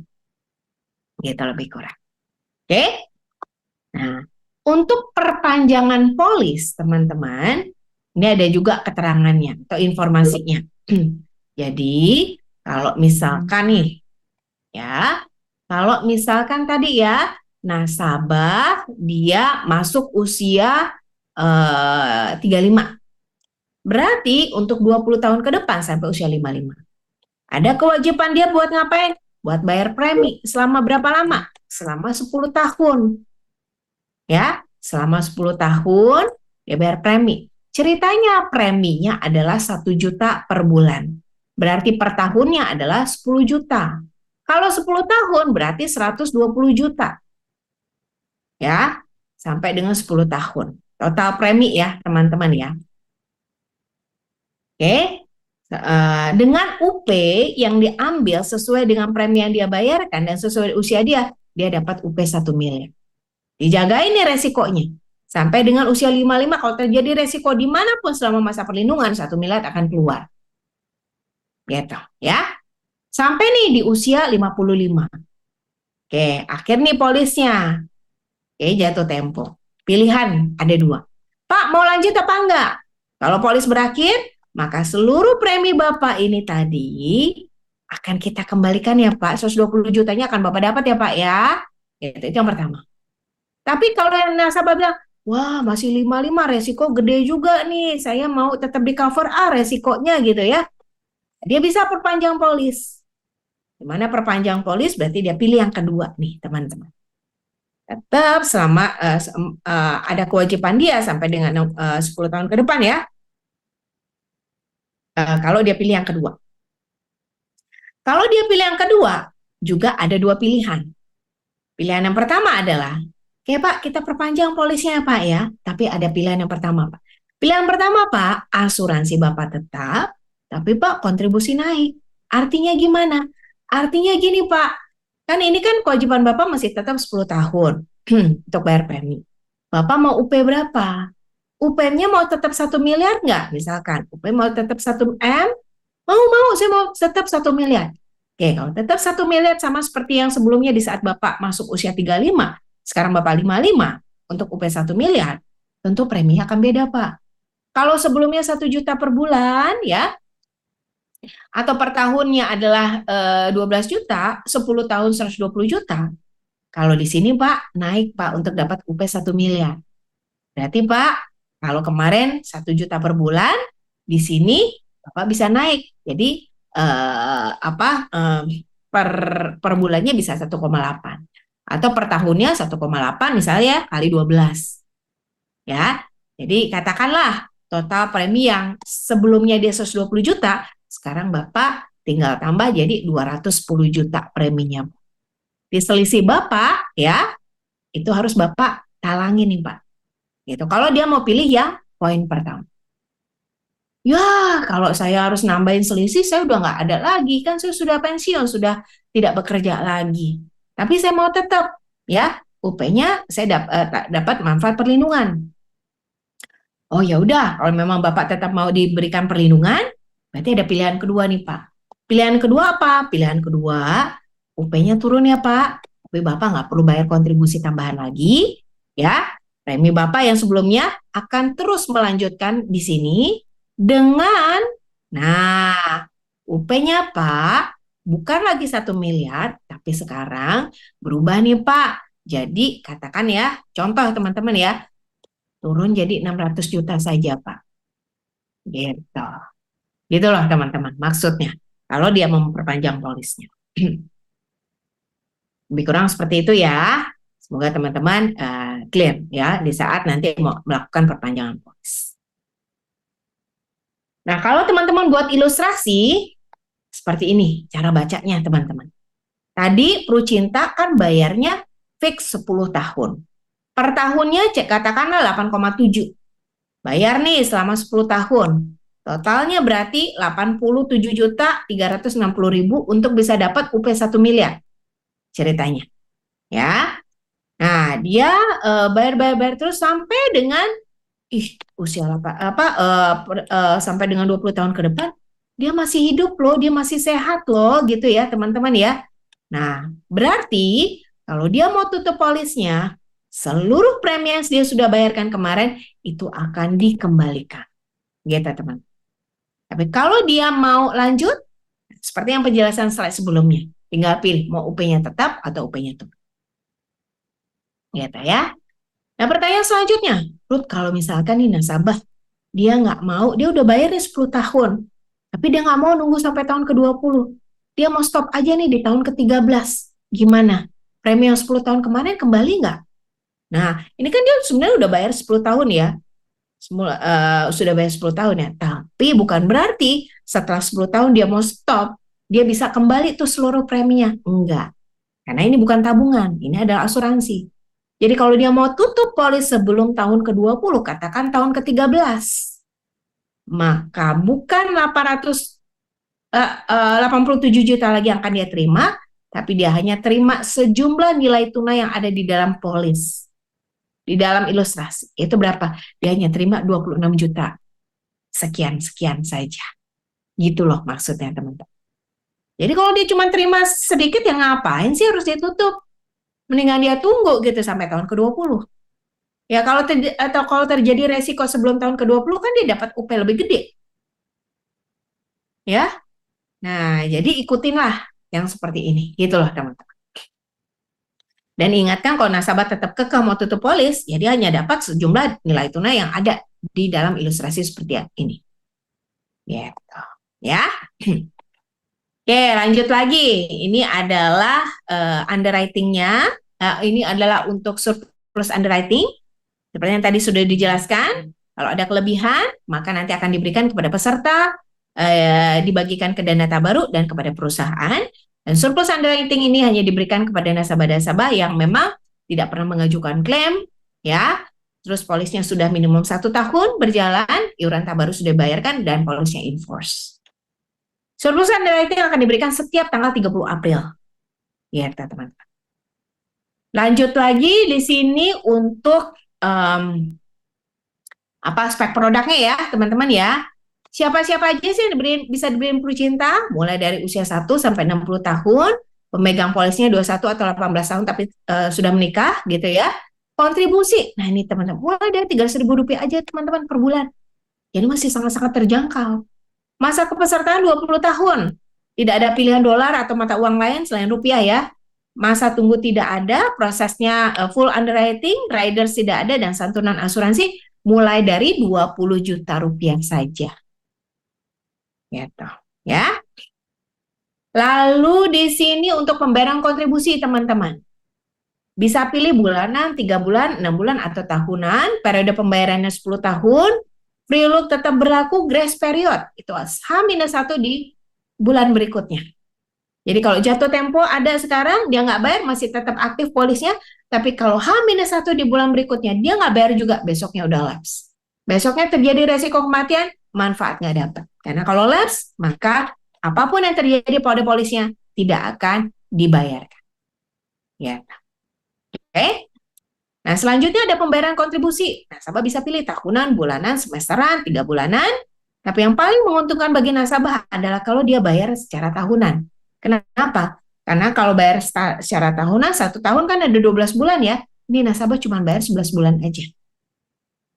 Jadi yang 1 bulan gimana? Ya 1 bulan free. Gratis gitu. Nah, beda cerita kalau nasabah bayar bulanan. Kalau bayar bulanan ya dia harus kali 12, ya bayar 12 kali. Gitu, teman-teman. Ya. Jadi sarankan nasabah untuk bayar tahunan aja. Kan lumayan dia bisa dapat diskon. Ditambah lagi nih teman-teman. Untuk teman-teman sendiri, komisi lebih besar plus perhitungan API. API itu buat jalan-jalan ya, kontes-kontes ya teman-teman ya. Itu dihitung annual premium income ya. Ya indikator ya, bukan income, indikator gitu ya teman-teman ya. Nah, itu teman-teman akan dihitung selama 12 bulan. Meskipun nasabah bayar cuma 11 bulan. Gitu. Jadi itu lebih enak kalau nasabah kita arahkan untuk bayar tahunan. Ini dia komisi yang teman-teman akan dapatkan. Jadi kalau dia bayar tahunan atau non tahunan, selisihnya bisa 10%. Kalau tahunan total bisa dapat 50%, kalau non tahunan 40%. Ditambah lagi keuntungan buat nasabah adalah kalau diambil UP-UP besar, mulai dari 15 juta, ya, kalau 15 juta sampai 9,999, dia dapat diskon 10%. Kalau untuk di atas 10 miliar, dia dapat diskon 35% hemat kontribusinya. Gitu, teman-teman. Ya, jadi ya sangat-sangat menguntungkan untuk nasabah. Ini tabel medical terpisah tadi ya, teman-teman ya. Jadi nasabah bisa pakai tabel medical ini tersendiri. Jadi contoh cara bacanya, usia range nasabah teman-teman ada di range 36 sampai 40. Nasabah tidak akan kena medical sampai dengan UP 3 miliar. Nih teman-teman, sampai dengan UP 3 miliar. Tapi di atas 3 miliar nasabah udah kena tabel medical. Gitu ya, itu cara bacanya. Lalu kita lihat lagi diperbolehkan dan tidak diperbolehkan. Merubah atau yang diperbolehkan adalah seluruh perubahan minor saja. Minor itu kayak misalkan perubahan alamat, perubahan pemegang polis, pokoknya tidak merubah manfaat utama atau manfaat dasar, itu perubahan minor. Tapi kalau perubahan major adalah perubahan-perubahan seperti naikin, turunin UP, naikin, turunin kontribusi. Nah, itu nggak dibolehin ya, teman-teman ya. Gitu. Oke? Nah, ketentuan berakhirnya polis, kalau gimana? Kalau nasabah meninggal, nasabah melakukan surrender, mana yang terjadi lebih dahulu dari sini? Nah, untuk pengecualian polis, ini kan manfaat untuk UP jiwa. Tapi ada juga, meski dia meninggal, manfaat nggak akan kita bayarkan kalau ternyata dia meninggalnya akibat masuk pada pengecualian polis. Contohnya bunuh diri, nah itu nggak di-cover ya teman-teman ya. Partisipasi atau kejahatan yang dilakukan oleh pemegang polis. Ya, ada unsur dibunuh ya, tapi ternyata diketahui dibunuhnya oleh pihak keluarga, apalagi si pemegang polis. Nah, itu nggak bisa, teman-teman. Makanya nanti tetap akan diinvestigasi kematiannya apakah masuk pada pengecualian atau tidak. Kalau masuk pada pengecualian, ya pasti nggak akan dibayarin. Gitu, ya. Nah, tadi kan ada grace period. Kalau melewati grace period, dia akan lapse. Nah, kalau lapse gimana? Masih bisa dipolihin nggak? Masih bisa, teman-teman. Jadi kalau dia mau memulihkan polis, pastikan lapse-nya tidak lebih dari 6 bulan. Karena maksimum pemulihan polis itu adalah 6 bulan. Nah, karena produk kita ini adalah produk syariah, jadi manfaat dari produk ini bisa juga loh diwakafkan. Makanya ada dua pilihan, mau wakaf hidup atau wakaf wasiat. Gitu. Jadi manfaat dari santunan asuransi ini bisa untuk disumbangkan lah istilahnya. Nah, untuk wakaf nanti ada kelas tersendiri, jadi teman-teman bisa tahu ya wakaf itu seperti apa. Ya, artinya produk syariah ini bisa diwakafkan. Nah, itu lebih kurang teman-teman ya untuk produk syariah. Jadi saya bisa simpulkan, ya saya simpulkan bahwa ini adalah produk asuransi jiwa buat nasabah yang manfaatnya akan berikan UP optimal, ya kalau terjadi kematian dapat 100%, kalau meninggal karena kecelakaan kita tambahkan jadi total 300%, kalau meninggal karena kecelakaan saat bulan Ramadan bisa 400%. Kalau tidak terjadi resiko apapun gimana? Tinggal dua pilihan. Sampai dengan masa perlindungan ya, tinggal dua pilihan. Nasabah mau lanjut atau tidak. Kalau nasabah tidak lanjut, premi yang dia sudah bayarkan, kita kembali. Tapi kalau nasabah mau lanjut, preminya tidak kita kembalikan, tapi dia tinggal pilih UP-nya mau tetap atau UP-nya naik. Kayak UP-nya turun.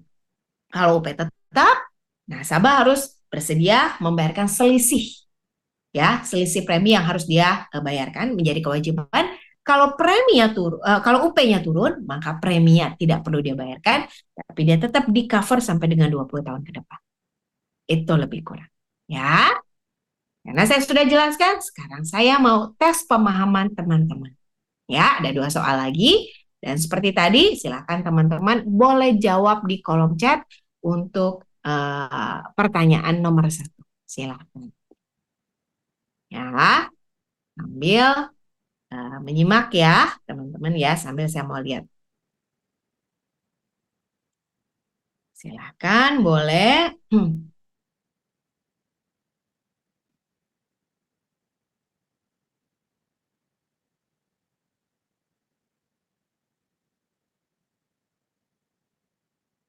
Wah, oke. Wah, ini jawabannya benar semua ya. Thank you, thank you. Sekarang, kalau sudah benar semua, sudah paham juga soal kedua ya. Boleh dijawab lagi soal kedua. Ya, silakan dibaca, dicermati dengan detail ya, teman-teman ya. Ingat, kecuali. Ingat, ada kata kecuali. Ya, ada kata kecuali. Oke, Kak Devina, Kak Catherine. Wow. Oke, good. Thank you, thank you. Ini berarti jawabannya benar semua. Berarti confirm, fix ya teman-teman. Sampai dengan saat ini teman-teman menyimak. Thank you ya. Nah, berarti sesuai janji saya tadi ya, saya akan memperkenalkan 2 produk buat teman-teman. Yang pertama adalah produk Prucinta, ya keren ya teman-teman ya. Nah, yang nggak kalah keren lagi adalah produk kedua yang akan saya jelaskan di sini adalah PCB 88 atau Pro Critical Benefit 88. Ini apa bedanya Maurut sama Prucinta? Ini dia teman-teman. Kalau tadi Prucinta itu syariah punya. Tapi kalau PCB 88 ini tradisional punya. Kalau tradisional berarti murni untuk proteksi ya teman-teman ya, konsepnya ya teman-teman. Konvensional ya, konvensional punya. Oke, asuransi tradisional yang konvensional. Nah, apa bedanya nih? Sekarang teman-teman lihat dari namanya kritikal. Jelas dong, dari namanya kritikal berarti ada manfaat yang mengcover atas resiko kondisi kritis. Kan kayak gitu ya, teman-teman ya. Makanya ada namanya Pro Critical Benefit. Kenapa sih Prudential meluncurkan produk kok ada ya kondisi kritis? Tentu ada latar belakangnya. Ini dia teman-teman. Kita tahu sama-sama biaya rumah sakit itu nggak murah. Betul ya? Semakin tahun, setiap tahun naik terus. Inflasinya jalan terus teman-teman. Itu kalau untuk rawat inap biasa gitu ya, lumayan gitu ya. Apalagi kalau dia mengalami rawat inap plus ditambah terdiagnosa penyakit kritis. Ini biaya pengobatannya nggak main-main. Ya. Dan kalau orang sudah terkena atau divonis sakit kritis, itu uang harus lamsam loh teman-teman. Harus sesegera mungkin tersedia. Nggak bisa nunggu-nunggu dulu. Kalau nunggu-nunggu nggak ada yang proses. Rumah sakit nggak akan mau melakukan tindakan atau pengobatan kan ya gitu. Nah kita lihat contoh misalnya kena jantung misalkan, biaya pengobatan berapa sih? Harus 500 juta nih harus disiapin. Lamsam loh teman-teman ya, gitu ya. Ginjal, nah, kalau ginjal kan orang harus cuci darah. Per cuci darah berapa lah? 400.000 per kali cuci darah. Tapi kalau orang udah kena ginjal nggak mungkin hanya sekali cuci darah udah selesai, enggak. Biasanya akan rutin, minimal seminggu sekali gitu. Atau bahkan ada yang setiap hari, tinggal dikali aja. Ya, 800.000, ada yang sejuta juga, atau lebih dari itu ya teman-teman ya. Dikali berapa kali dia mau cuci darah. Itu angka yang tidak sedikit. Cancer, diabetes, ya. Jadi dari survei yang kita sudah lakukan atas biaya-biaya pengobatan di sini, nah ini artinya seseorang harus punya dana yang nggak sedikit yang harus dia persiapkan untuk segera diobati. Ya, itu sebabnya Prudential Prudential mengeluarkan ya produk yang namanya PCB 88. Ini keunggulannya apa? Keunggulannya adalah perlindungan komprehensif untuk 60 jenis kondisi kritis tahap akhir. Jadi nasabah kalau divonis tadi itu terkena kondisi kritis tahap akhir, maka Prudential akan mengeluarkan sejumlah uang pertanggungan. Atau manfaat meninggal. Jadi nggak hanya divonis. Kalau misalkan dia nggak sakit, nggak kenapa-napa, tiba-tiba besok meninggal karena kecelakaan gitu ya, atau tiba-tiba dia besok meninggal aja gitu ya, kan ada yang seperti itu ya, itu juga dapat teman-teman. Nah makanya di sini atau ya, pilihan atau bukan dan ya. Kalau dan berarti dua-duanya akan dapat. Kalau di sini atau, mana yang terjadi lebih dahulu, meninggalkah atau kondisi kritis? Salah satu yang terjadi lebih dahulu, maka UP-nya akan cair, UP-nya akan diberikan. Ya, kondisi kritis atau meninggal dunia. Ditambah, kalau orang sakit kritis kan biasanya ada tuh satu tindakan yang disebut dengan angioplasti. Jadi angioplasti bukan penyakit ya, tapi itu ada satu treatment atau tindakan gitu teman-teman. Kalau nasabah dia melakukan yang namanya tindakan angioplasti, maka nasabah akan mendapatkan santunan UP sebesar 10% dari UP-nya ya untuk pengobatan angioplastinya maksimal 200 juta. Ya, oke. Nah, terus tambahan lagi sama kayak Prucinta tadi, kalau nasabah dia meninggal dunia akibat kecelakaan, ya akan dapat tambahan 200%. Jadi total berapa? Total 300%. UP dasar dapat, UP kecelakaan tambahan 200% dapat gitu. Ya. Jadi ini asal dia meninggalnya tidak lebih usianya dari 70 tahun. Terus dilindungi sampai usia berapa? Sampai dengan 88 tahun. Ya. Jadi biasanya manfaat sakit kritis itu hanya biasanya ya teman-teman ya di cover sampai 75 gitu ya. Tapi di sini kita atau 85 gitu ya. Tapi di sini kita akan cover nasabah kas resiko ini sampai usia 88. Nah, pembayaran preminya bisa dipilih nih. Mau 5 tahun, 10 tahun, 15 tahun atau single premium. Kalau tadi Purcinta kan cuma satu pilihan, 10 tahun doang. Nggak ada pilihan 5 tahun, 15 atau single. Kalau di sini fleksibel. Nasabah mau pilih 15 tahun, mau 5 tahun, 10 tahun, itu silakan. Atau single premium juga silakan. Terus perhitungan UP juga itu pakai tabel medical terpisah. Nih ya, ini keunggulannya atau manfaatnya. Ruth, gimana kalau misalkan ini semua tidak terjadi sama nasabah? Gitu ya. Terus nasabahnya sehat walafiat nih. Apa yang didapatkan? Nah, yang didapatkan sekarang teman-teman lihat yang versi kanannya. Ya, makanya ada tagline. Proteksi terjamin, uang pasti kembali. Nah, uang pasti kembalinya seperti apa? Ini dia. Pengembalian premi pada tahun ke-20. Oh, berarti bisa dong. Jadi kan kalau tadi kan di cover sampai usia 88. Misalkan dia masuk usia 30. Dia masuk usia 30, sebenarnya di cover sampai 88. Tapi nasabah bisa kasih pilihan. Misalkan kalau 20 tahun kemudian kan 50. Nasabah misalkan sampai tahun 50, aku sehat-sehat aja, tidak mengalami resiko. Kayaknya kepanjangan deh aku untuk di cover sampai 88 misalkan. Ya udah nasabah bisa tutup polisnya, bisa stop di sini. Di mana kalau dia stop di usia 50, ini udah nggak berlaku lagi ya sampai 88 ya. Maka Prudential akan memberikan pengembalian premi yang dia sudah bayarkan sebelumnya. Di sini dia akan dapat. Dan manfaat selesai. Gitu. Tapi kalau nasabah bilang, ya nggak mau dong, sampai 88, resiko semakin tua semakin besar, mendingan di cover sama asuransi. Ya udah, berarti dia pilih yang tidak stop di tahun ke-20, dia pilih lanjut terus sampai 88 misalkan. Misalkan usia 30 di sini ya, sampai 88. Sampai 88 benar-benar loh dia sehat loh. Tidak ada pernah klaim satupun yang sebelah kiri di sini. Maka yang didapatkan adalah bukan pengembalian premi lagi, tapi apa? Berupa UP yang didapetin. Beda ya, kalau premi sekian ya, kalau UP ya sesuai dengan kontrak polis. Kalau UP-nya 1 miliar, ya usia 88 dia dapatnya 1 miliar. Gitu teman-teman. Ya, nah ini juga nggak ada yang dirugikan nih kan sebenarnya ya. Kalau terjadi resiko dapat, kalau nggak terjadi, balik tuh uang yang udah pernah kita bayarin untuk premi sebelumnya. Kan nggak rugi gitu loh teman-teman punya asuransi seperti ini. Oke? Terus ada informasi ya, jadi hampir sama kayak Prucinta. Cuman kalau Prucinta tidak ada manfaat kondisi kritis, yang lainnya sama kayak Prucinta.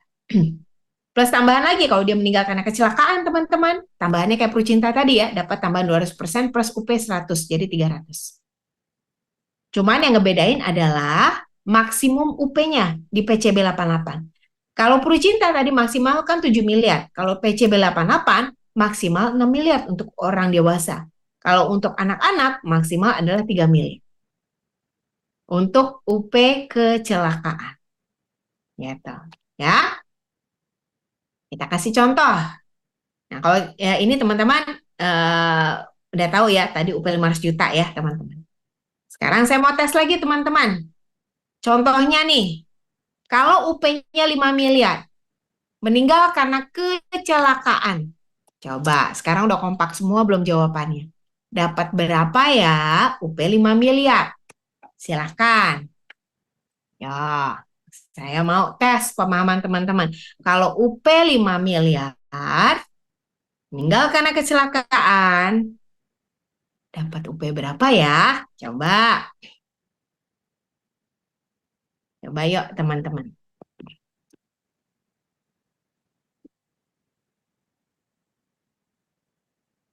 Yuk, saya tunggu ya di sini ya teman-teman ya.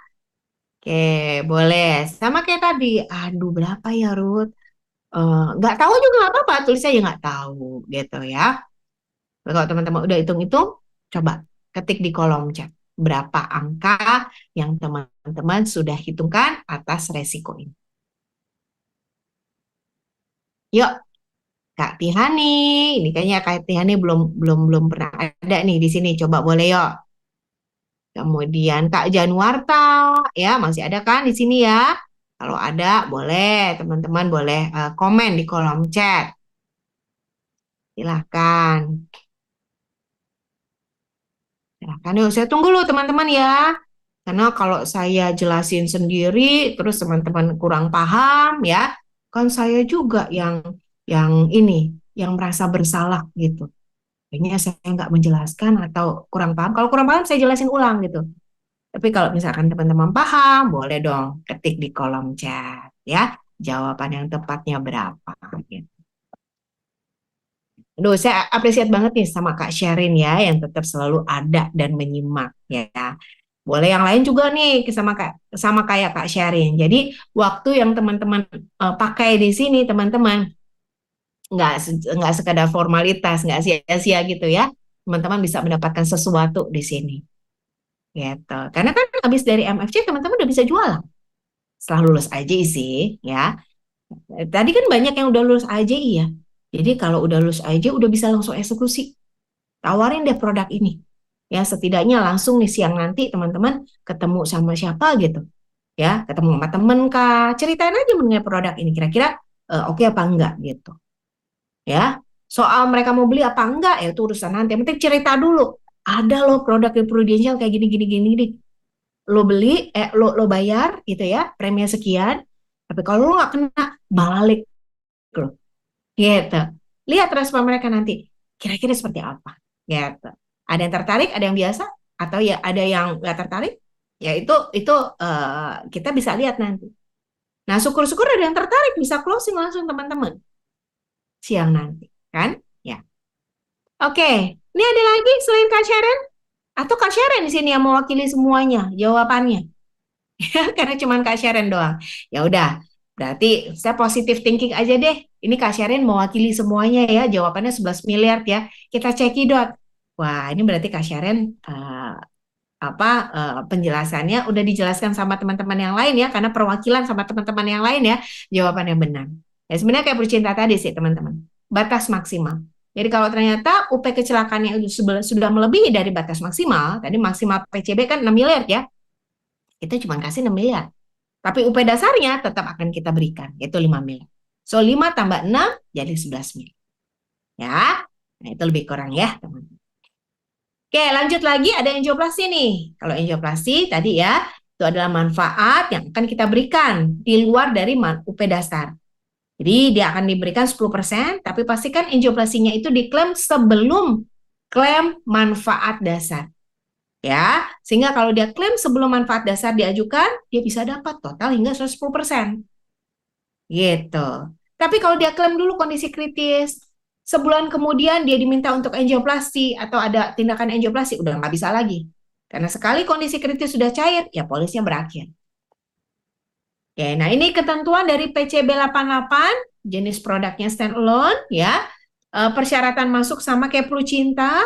Nah, yang harus diperhatikan ada masa tunggu untuk kondisi kritis. Jadi nasabah selama 90 hari sejak polisnya terbit tidak bisa mengajukan klaim atas kondisi kritis. Ya Ruth, kalau dia bulan kedua dia udah divonis dokter terkena kondisi kritis gimana?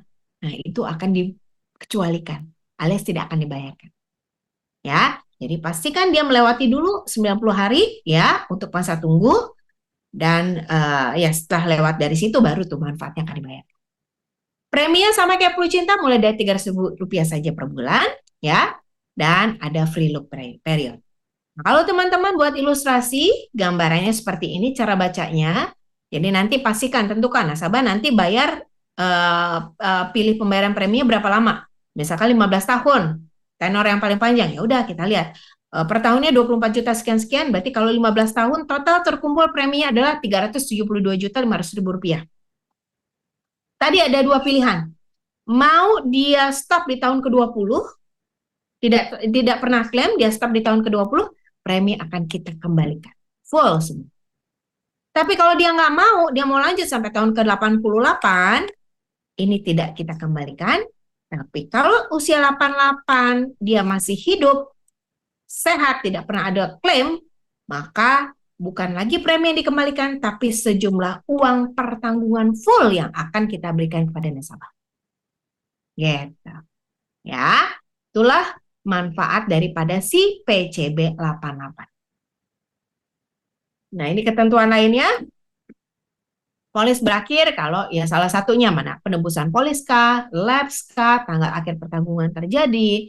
Terus kalau lapse, polis akan lapse jika premi nggak dibayarin ya. Itu tadi kita udah bahas.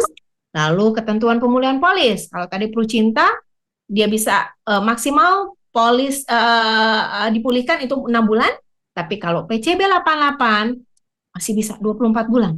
Dia nggak bayar preminya, maksimal 24 bulan, dia masih bisa pulihkan polisnya. Gitu. Tapi kalau udah lewat dari 24 bulan, ya udah, dia mau beli lagi polis PCB, ajukan polis baru. Gitu ya. Nah, terus ketentuan surrender juga sama ya, nilai perhitungan nilai tunai sama seperti yang saya jelaskan tadi. Jadi kalau misalkan nih nasabah, dia mau surrender, tutup polis, misalkan di tahun ke-17 misalkan. Nih, tahun ke-17. Tahun ke-17 kan sebenarnya dia udah terkumpul 372. Tapi kalau dia mau tutup polis sebelum ya kontrak-kontrak ini terjadi, ya maka dia cuma dapat 200 sekian juta doang gitu. Dia nggak berhak dapat full 372 juta sekian. Ya, karena akan diberikan sesuai dengan nilai tunai yang ada. Ya. Oke, nah ini yang perbolehkan dan tidak diperbolehkan tadi sama persis kayak Pru Cinta ya teman-teman ya. Jadi tidak diperbolehkan untuk melakukan perubahan major. Pengecualian polis juga teman-teman, pengecualian polis pastikan dia klaim bukan atas pengecualian polis seperti pengecualian meninggal, pengecualian kecelakaan, bahkan pengecualian polis kondisi kritis seperti yang contoh tadi, dia sudah punya riwayat sebelumnya atau dia klaim sebelum 90 hari gitu. Maka itu akan masuk pengecualian polis dan untuk penyakit tersebut tidak akan bisa dia klaim selama polisnya dia. Gitu. Itu pengecualian polis untuk PCB 8.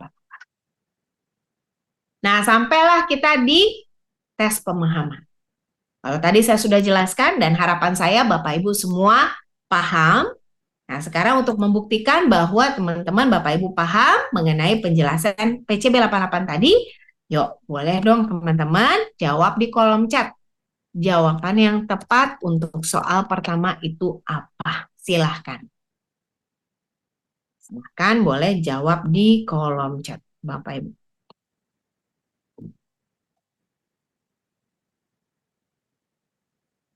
Thank you Kak Catherine, Kak Devina, Kak Monica. Oke, yang lain boleh. Silahkan. Yang lain silahkan, boleh yuk. Oke. Kalau gitu kita cek nih jawaban Kak Monica ya, Devina, ya Kak Catherine, Kak Dimas, jawabannya benar nggak ya? Dan ternyata benar. Yes, berarti teman-teman jelas ya. Sekarang ya, pertanyaan terakhir sekaligus pamungkas saya untuk sesi pertama ya teman-teman ya. Ini silahkan teman-teman boleh dijawab untuk soal kedua. Silakan. Untuk soal kedua, teman-teman, boleh dijawab kira-kira jawaban yang tepat apa ya? Tadi kan ada tagline-nya, proteksi terjamin, uang pasti kembali. Sebutkan dua hal yang benar. Nah, yang benar ya dari dua hal tersebut proteksi pasti terjamin. Kan boleh diketik di kolom chat.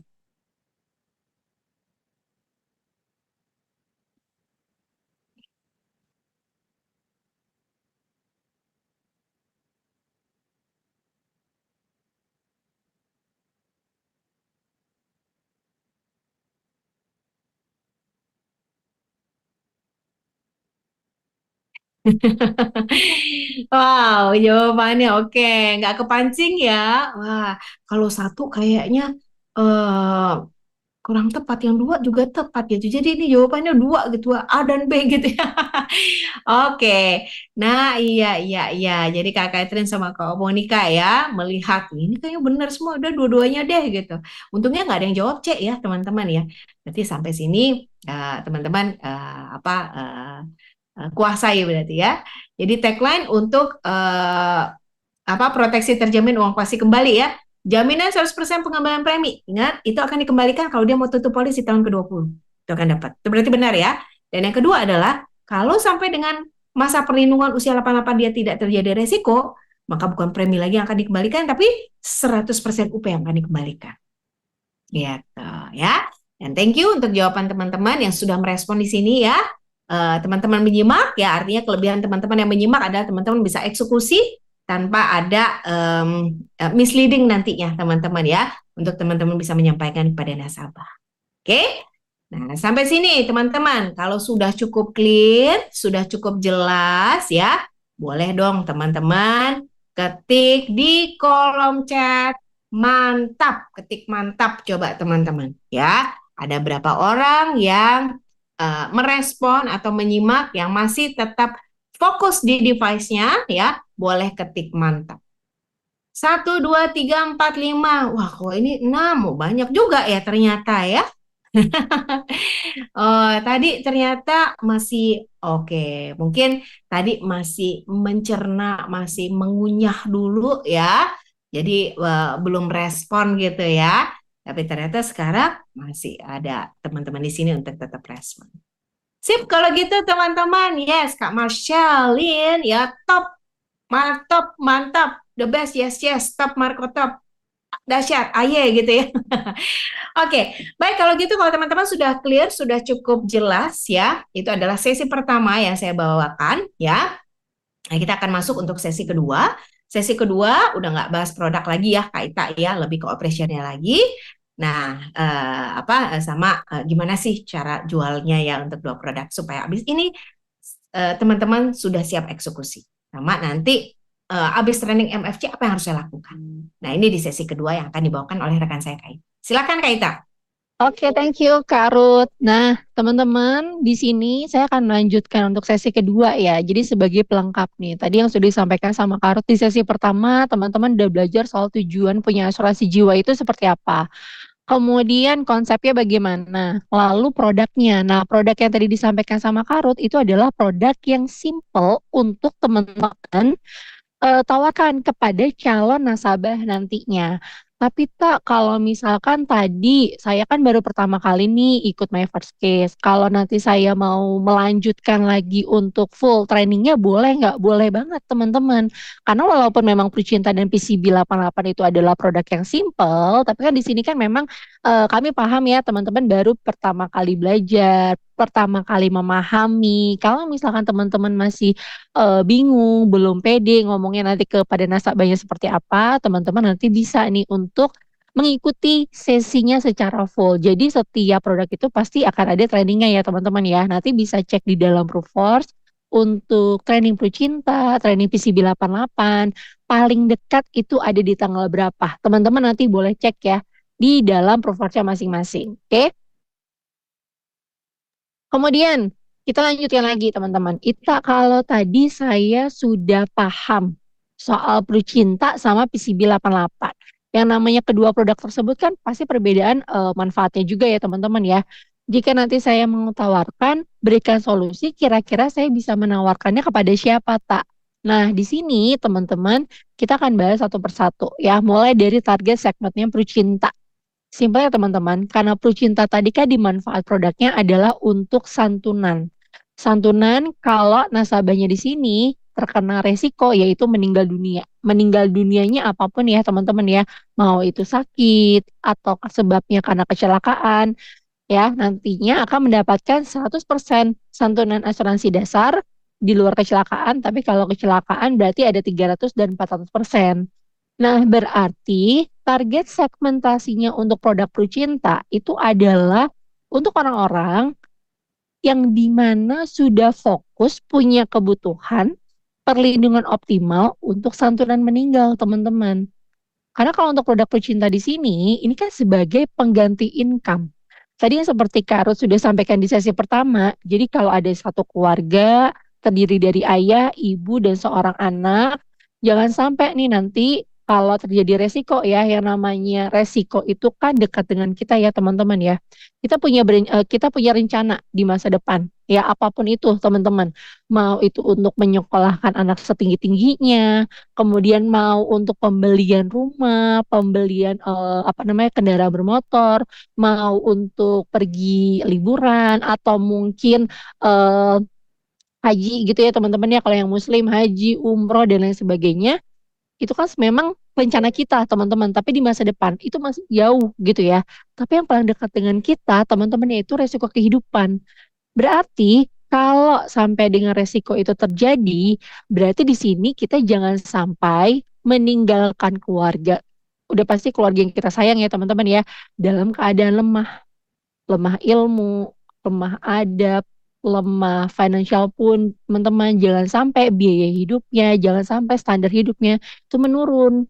Kenapa? Karena kan kalau misalkan anaknya masih kecil, anaknya masih di usia pendidikan, dia tetap harus melanjutkan pendidikannya. Dengan cara apa? Nah, ini tadi teman-teman. Kalau di sini pencarian nafkah utamanya atau breadwinner tadi sudah memiliki yang namanya produk Cinta sebagai solusi ya, sebagai asuransi jiwanya, maka kita di sini bisa memberikan perlindungan yang lebih optimal untuk santunan meninggal dunia atau perencanaan waris, teman-teman. Kenapa? Karena tadi kan di jatuh tempo tahun ke-20 ya ada yang namanya manfaat jatuh tempo yang nominalnya nilainya setara dengan kontribusi yang dibayarkan selama 10 tahun tadi, teman-teman. Berarti ini teman-teman nanti bisa tawarkan untuk orang-orang yang memang punya profil resiko investasinya adalah konservatif. Loh, tak bukannya tadi untuk produk tradisional itu nggak ada investasi ya? Betul, teman-teman. Tapi kan di sini akan ada pengembangan yang namanya nilai tunai tadi ya, teman-teman ya. Jadi, kalau teman-teman memang dirasa ketemu dengan seseorang yang dia masih agak cukup skeptis nih sama asuransi. Tak katanya benar nggak sih kalau asuransi itu kita bayarkan secara rutin, nanti duit kita nggak kembali. Nah, kalau seperti itu kan berarti terkait dengan asuransi kesehatan. Memang betul, teman-teman. Tapi kan kita dapat manfaatnya, gitu ya. Tapi kalau untuk yang produk seperti Cinta ini, teman-teman, kita bisa nantinya memberikan manfaat jatuh tempo jika tidak terjadi resiko sampai dengan kontraknya selesai di tahun ke-20 akan terima yang namanya manfaat jatuh tempo besarannya setara dengan kontribusi yang dibayarkan selama 10 tahun tadi, teman-teman. Gitu ya. Nah, beda hal dengan yang namanya PCB 88. Sesuai dengan namanya tadi, kalau untuk pro kritikal berarti di sini orang yang butuh proteksi dan perlindungan terkait dengan penyakit kritis. Kenapa? Karena faktanya ya teman-teman ya, kalau untuk penyakit kritis di sini, untuk perawatannya, biayanya itu nggak sedikit teman-teman. Jangan sampai kita sudah mengumpulkan dana gitu ya, kita sudah menabung, kita sudah berinvestasi untuk tujuan keuangan di masa depan, terus sudah gitu terkena resiko penyakit kritis, teman-teman, di sini nggak punya proteksi dalam hal ini asuransi, mau nggak mau berarti uang yang tadi kita sudah kumpulkan untuk di keuangan di masa depan ya, kita pakai dulu teman-teman. Akhirnya dari tujuan tadi nggak akan bisa tercapai. Nah, di sini berarti teman-teman nanti bisa berikan solusi juga kepada orang-orang yang profil resikonya adalah konservatif. Gitu ya. Karena nanti teman-teman sampai dengan usia 88 tahun, misalkan dia dalam hal ini nasabahnya tidak terjadi resiko, maka kita akan berikan yaitu 100% UP. Berarti bisa juga dong tak seperti Prucinta dijadikan perencanaan waris keluarga. Boleh banget teman-teman, bisa. Gitu ya, karena nanti kita baru terimanya di usia 88 tahun. Bukan 100% premi yang sudah dibayarkan, tetapi 100% UP. Ini ada perbedaannya tadi teman-teman ya dengan premi yang sudah dibayarkan. Kalau misalkan memang tidak bisa dilanjutkan lagi untuk CB 88-nya dan dia mau tutup di tahun ke-20, maka di sini akan ada yang namanya manfaat pengembalian premi, teman-teman. Itu ya bedanya ya antara Prucinta dan PCB 88. Berarti di setiap produk itu untuk target segmentasinya pasti beda-beda dong, tak? Betul banget teman-teman. Nanti teman-teman tinggal sesuaikan juga sama kebutuhannya dan kemampuan secara finansialnya. Ya. Nah, kalau nanti teman-teman udah ketemu dengan seseorang yang memang bisa menjadi target segmentasi di produk Prucinta dan PCB 88 ini, teman-teman nanti si calon nasabah ini akan melewati sebuah proses yang namanya underwriting. Underwriting ini tujuannya adalah untuk menilai, jadi Prudential ini akan menilai apakah calon tertanggung atau peserta yang diasuransikan itu bisa diasuransikan atau tidak. Simpelnya seperti itu teman-teman. Karena kan nanti nih Prudential yang akan memprotek dari dampak dari resiko tadi.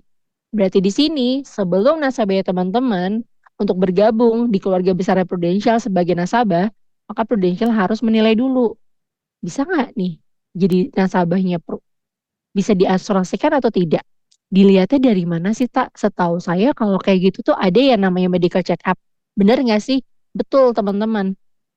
Ya, jadi di sini supaya kita bisa melihat tingkat resikonya, itu dilihat dari hasil medical check up, kemampuan secara finansialnya seperti apa, besaran preminya, besaran UP-nya, sudah sesuai atau belum, kemudian resiko pekerjaannya, usianya juga dilihat teman-teman. Karena nanti setelah tim underwriting ya, jadi untuk nama timnya itu underwriting, tapi orang-orang yang melakukan proses seleksi ini disebutnya adalah underwriter ya. Tim underwriting ini akan merilis yang namanya keputusan underwriting, teman-teman. Ada yang standar, ini berarti dapat diterima sesuai dengan manfaat yang diajukan.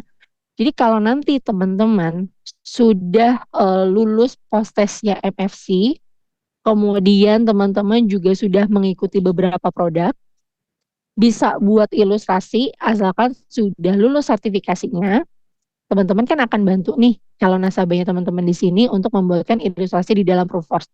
Bisa diisi nanti usianya berapa, kemudian besaran UP-nya berapa, premi yang diinginkan seperti apa, resiko pekerjaannya bagaimana. Dari pengisian ilustrasi, kalau memang sesuai dengan contohnya, dia sudah submit hasil medical. Usianya masih tergolong muda, tak? Hasil medicalnya juga sehat. Nah, berarti nanti tim underwriting akan rilis yang standar, teman-teman. Artinya kita bisa menerima sesuai dengan yang manfaat diajukan.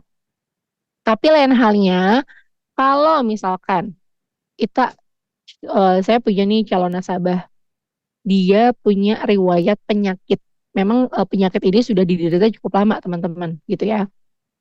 Dia menginginkan produk asuransi kesehatan. Kira-kira bisa nggak ya? Dia pengen punya produk kesehatan, tapi dia punya riwayat penyakit. Kita lihat dulu teman-teman, riwayat penyakitnya apa. Kalau contohnya gini, dia tuh punyanya riwayat penyakitnya adalah asma. Bisa diajukan, ya. Nanti kita akan lihat.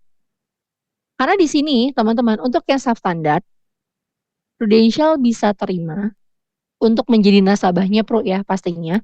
Tapi dengan catatan, dengan syarat, bisa jadi akan menambah premi atau kontribusi atau turunin UP-nya.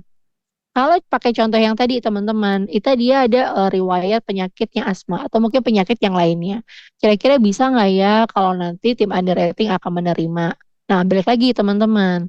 Tim underwriting akan melihat nih dari hasil medical check-up-nya bagaimana gitu ya. Kalau memang ternyata bisa nih kita untuk apa namanya si rilis si produk kesehatan ini, tapi dengan catatan tambah premi ya. Jadi harusnya dia membayarkan premi 500.000, tapi karena dari riwayat penyakit yang tadi teman-teman dinaikkan jadi 700.000 gitu ya. Itu catatannya. Dengan syaratnya seperti itu teman-teman. Atau mungkin menurunkan UP-nya. Nggak bisa nih kalau resiko pekerjaannya terlalu tinggi, dia UP-nya besar sekali gitu ya. Itu contohnya teman-teman substandard ya. Kemudian yang ketiga dan keempat, postpone ataupun di-decline ditolak. Contohnya, jika ada seorang ibu hamil, teman-teman, terus pengen beli polis gitu ya, lalu dilihat juga usia kandungannya berapa. Ya, karena kalau udah di atas usia 6 bulan tuh ya teman-teman ya, udah nggak bisa tuh ditunda dulu sampai nanti ya si anaknya lahir, teman-teman. Atau sama sekali nih di decline, ditolak. Misalkan dia sudah punya penyakit di mana penyakitnya ini tergolong kondisi kritis tahap akhir, baru kepikiran beli polis PCB88. Itu nggak akan bisa, teman-teman. Udah pasti nanti akan di decline. Karena udah cukup besar ya, teman-teman ya, untuk resikonya. Nah, jadi di sini kalau underwriting itu adalah proses seleksi resiko yang memang akan dibantu sama tim underwriting. Tapi teman-teman di sini bisa loh ternyata untuk menjadi seorang field underwriter karena di sini teman-teman punya peranan yang sama pentingnya ya dibandingkan dengan underwriting tadi. Kenapa? Kalau underwriting tadi kan mereka baru memproses kalau udah terima dokumennya, hasil medicalnya, SPAJ-nya dan lain sebagainya teman-teman. Kalau teman-teman di sini bedanya adalah teman-teman sebagai filteran awal gitu ya. Karena kan di sini teman-teman yang ketemu langsung sama calon nasabah. Ya, teman-teman yang tahu persis kondisi nasabahnya bagaimana. Untuk yang kondisi nasabah di sini bisa dilihat nanti dari informasi medis ataupun non medis yang lainnya ya teman-teman ya. Berarti kan di sini teman-teman punya peranan yang penting sekali. Jadi sebelum nanti teman-teman berikan solusi, teman-teman harus tahu dulu kondisinya. Dilihatnya dari apa tak? Yang tadi udah pasti basicnya. Dilihat dari kebutuhan sama kemampuan secara finansial. Dilihat dari sisi usianya, karena di masing-masing produk itu punya batasan usia ya teman-teman. Kemudian jenis kelaminnya, merokok atau tidak, kemudian tujuan dia beli polis asuransi, ya, kemudian dilihat dari resiko pekerjaannya, lalu kondisi medisnya, itu semua teman-teman bisa lihat.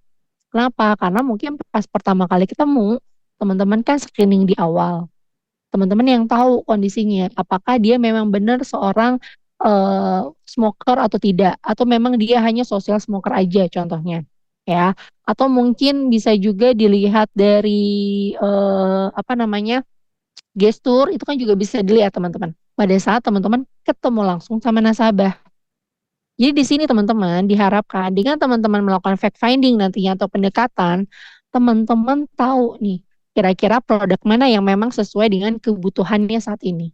Gitu ya, jangan sampai nanti pada saat kita berikan solusi merasa menjadi beban teman-teman. Karena kan itu harus dibayar rutin secara rutin, secara berkala. Gitu ya.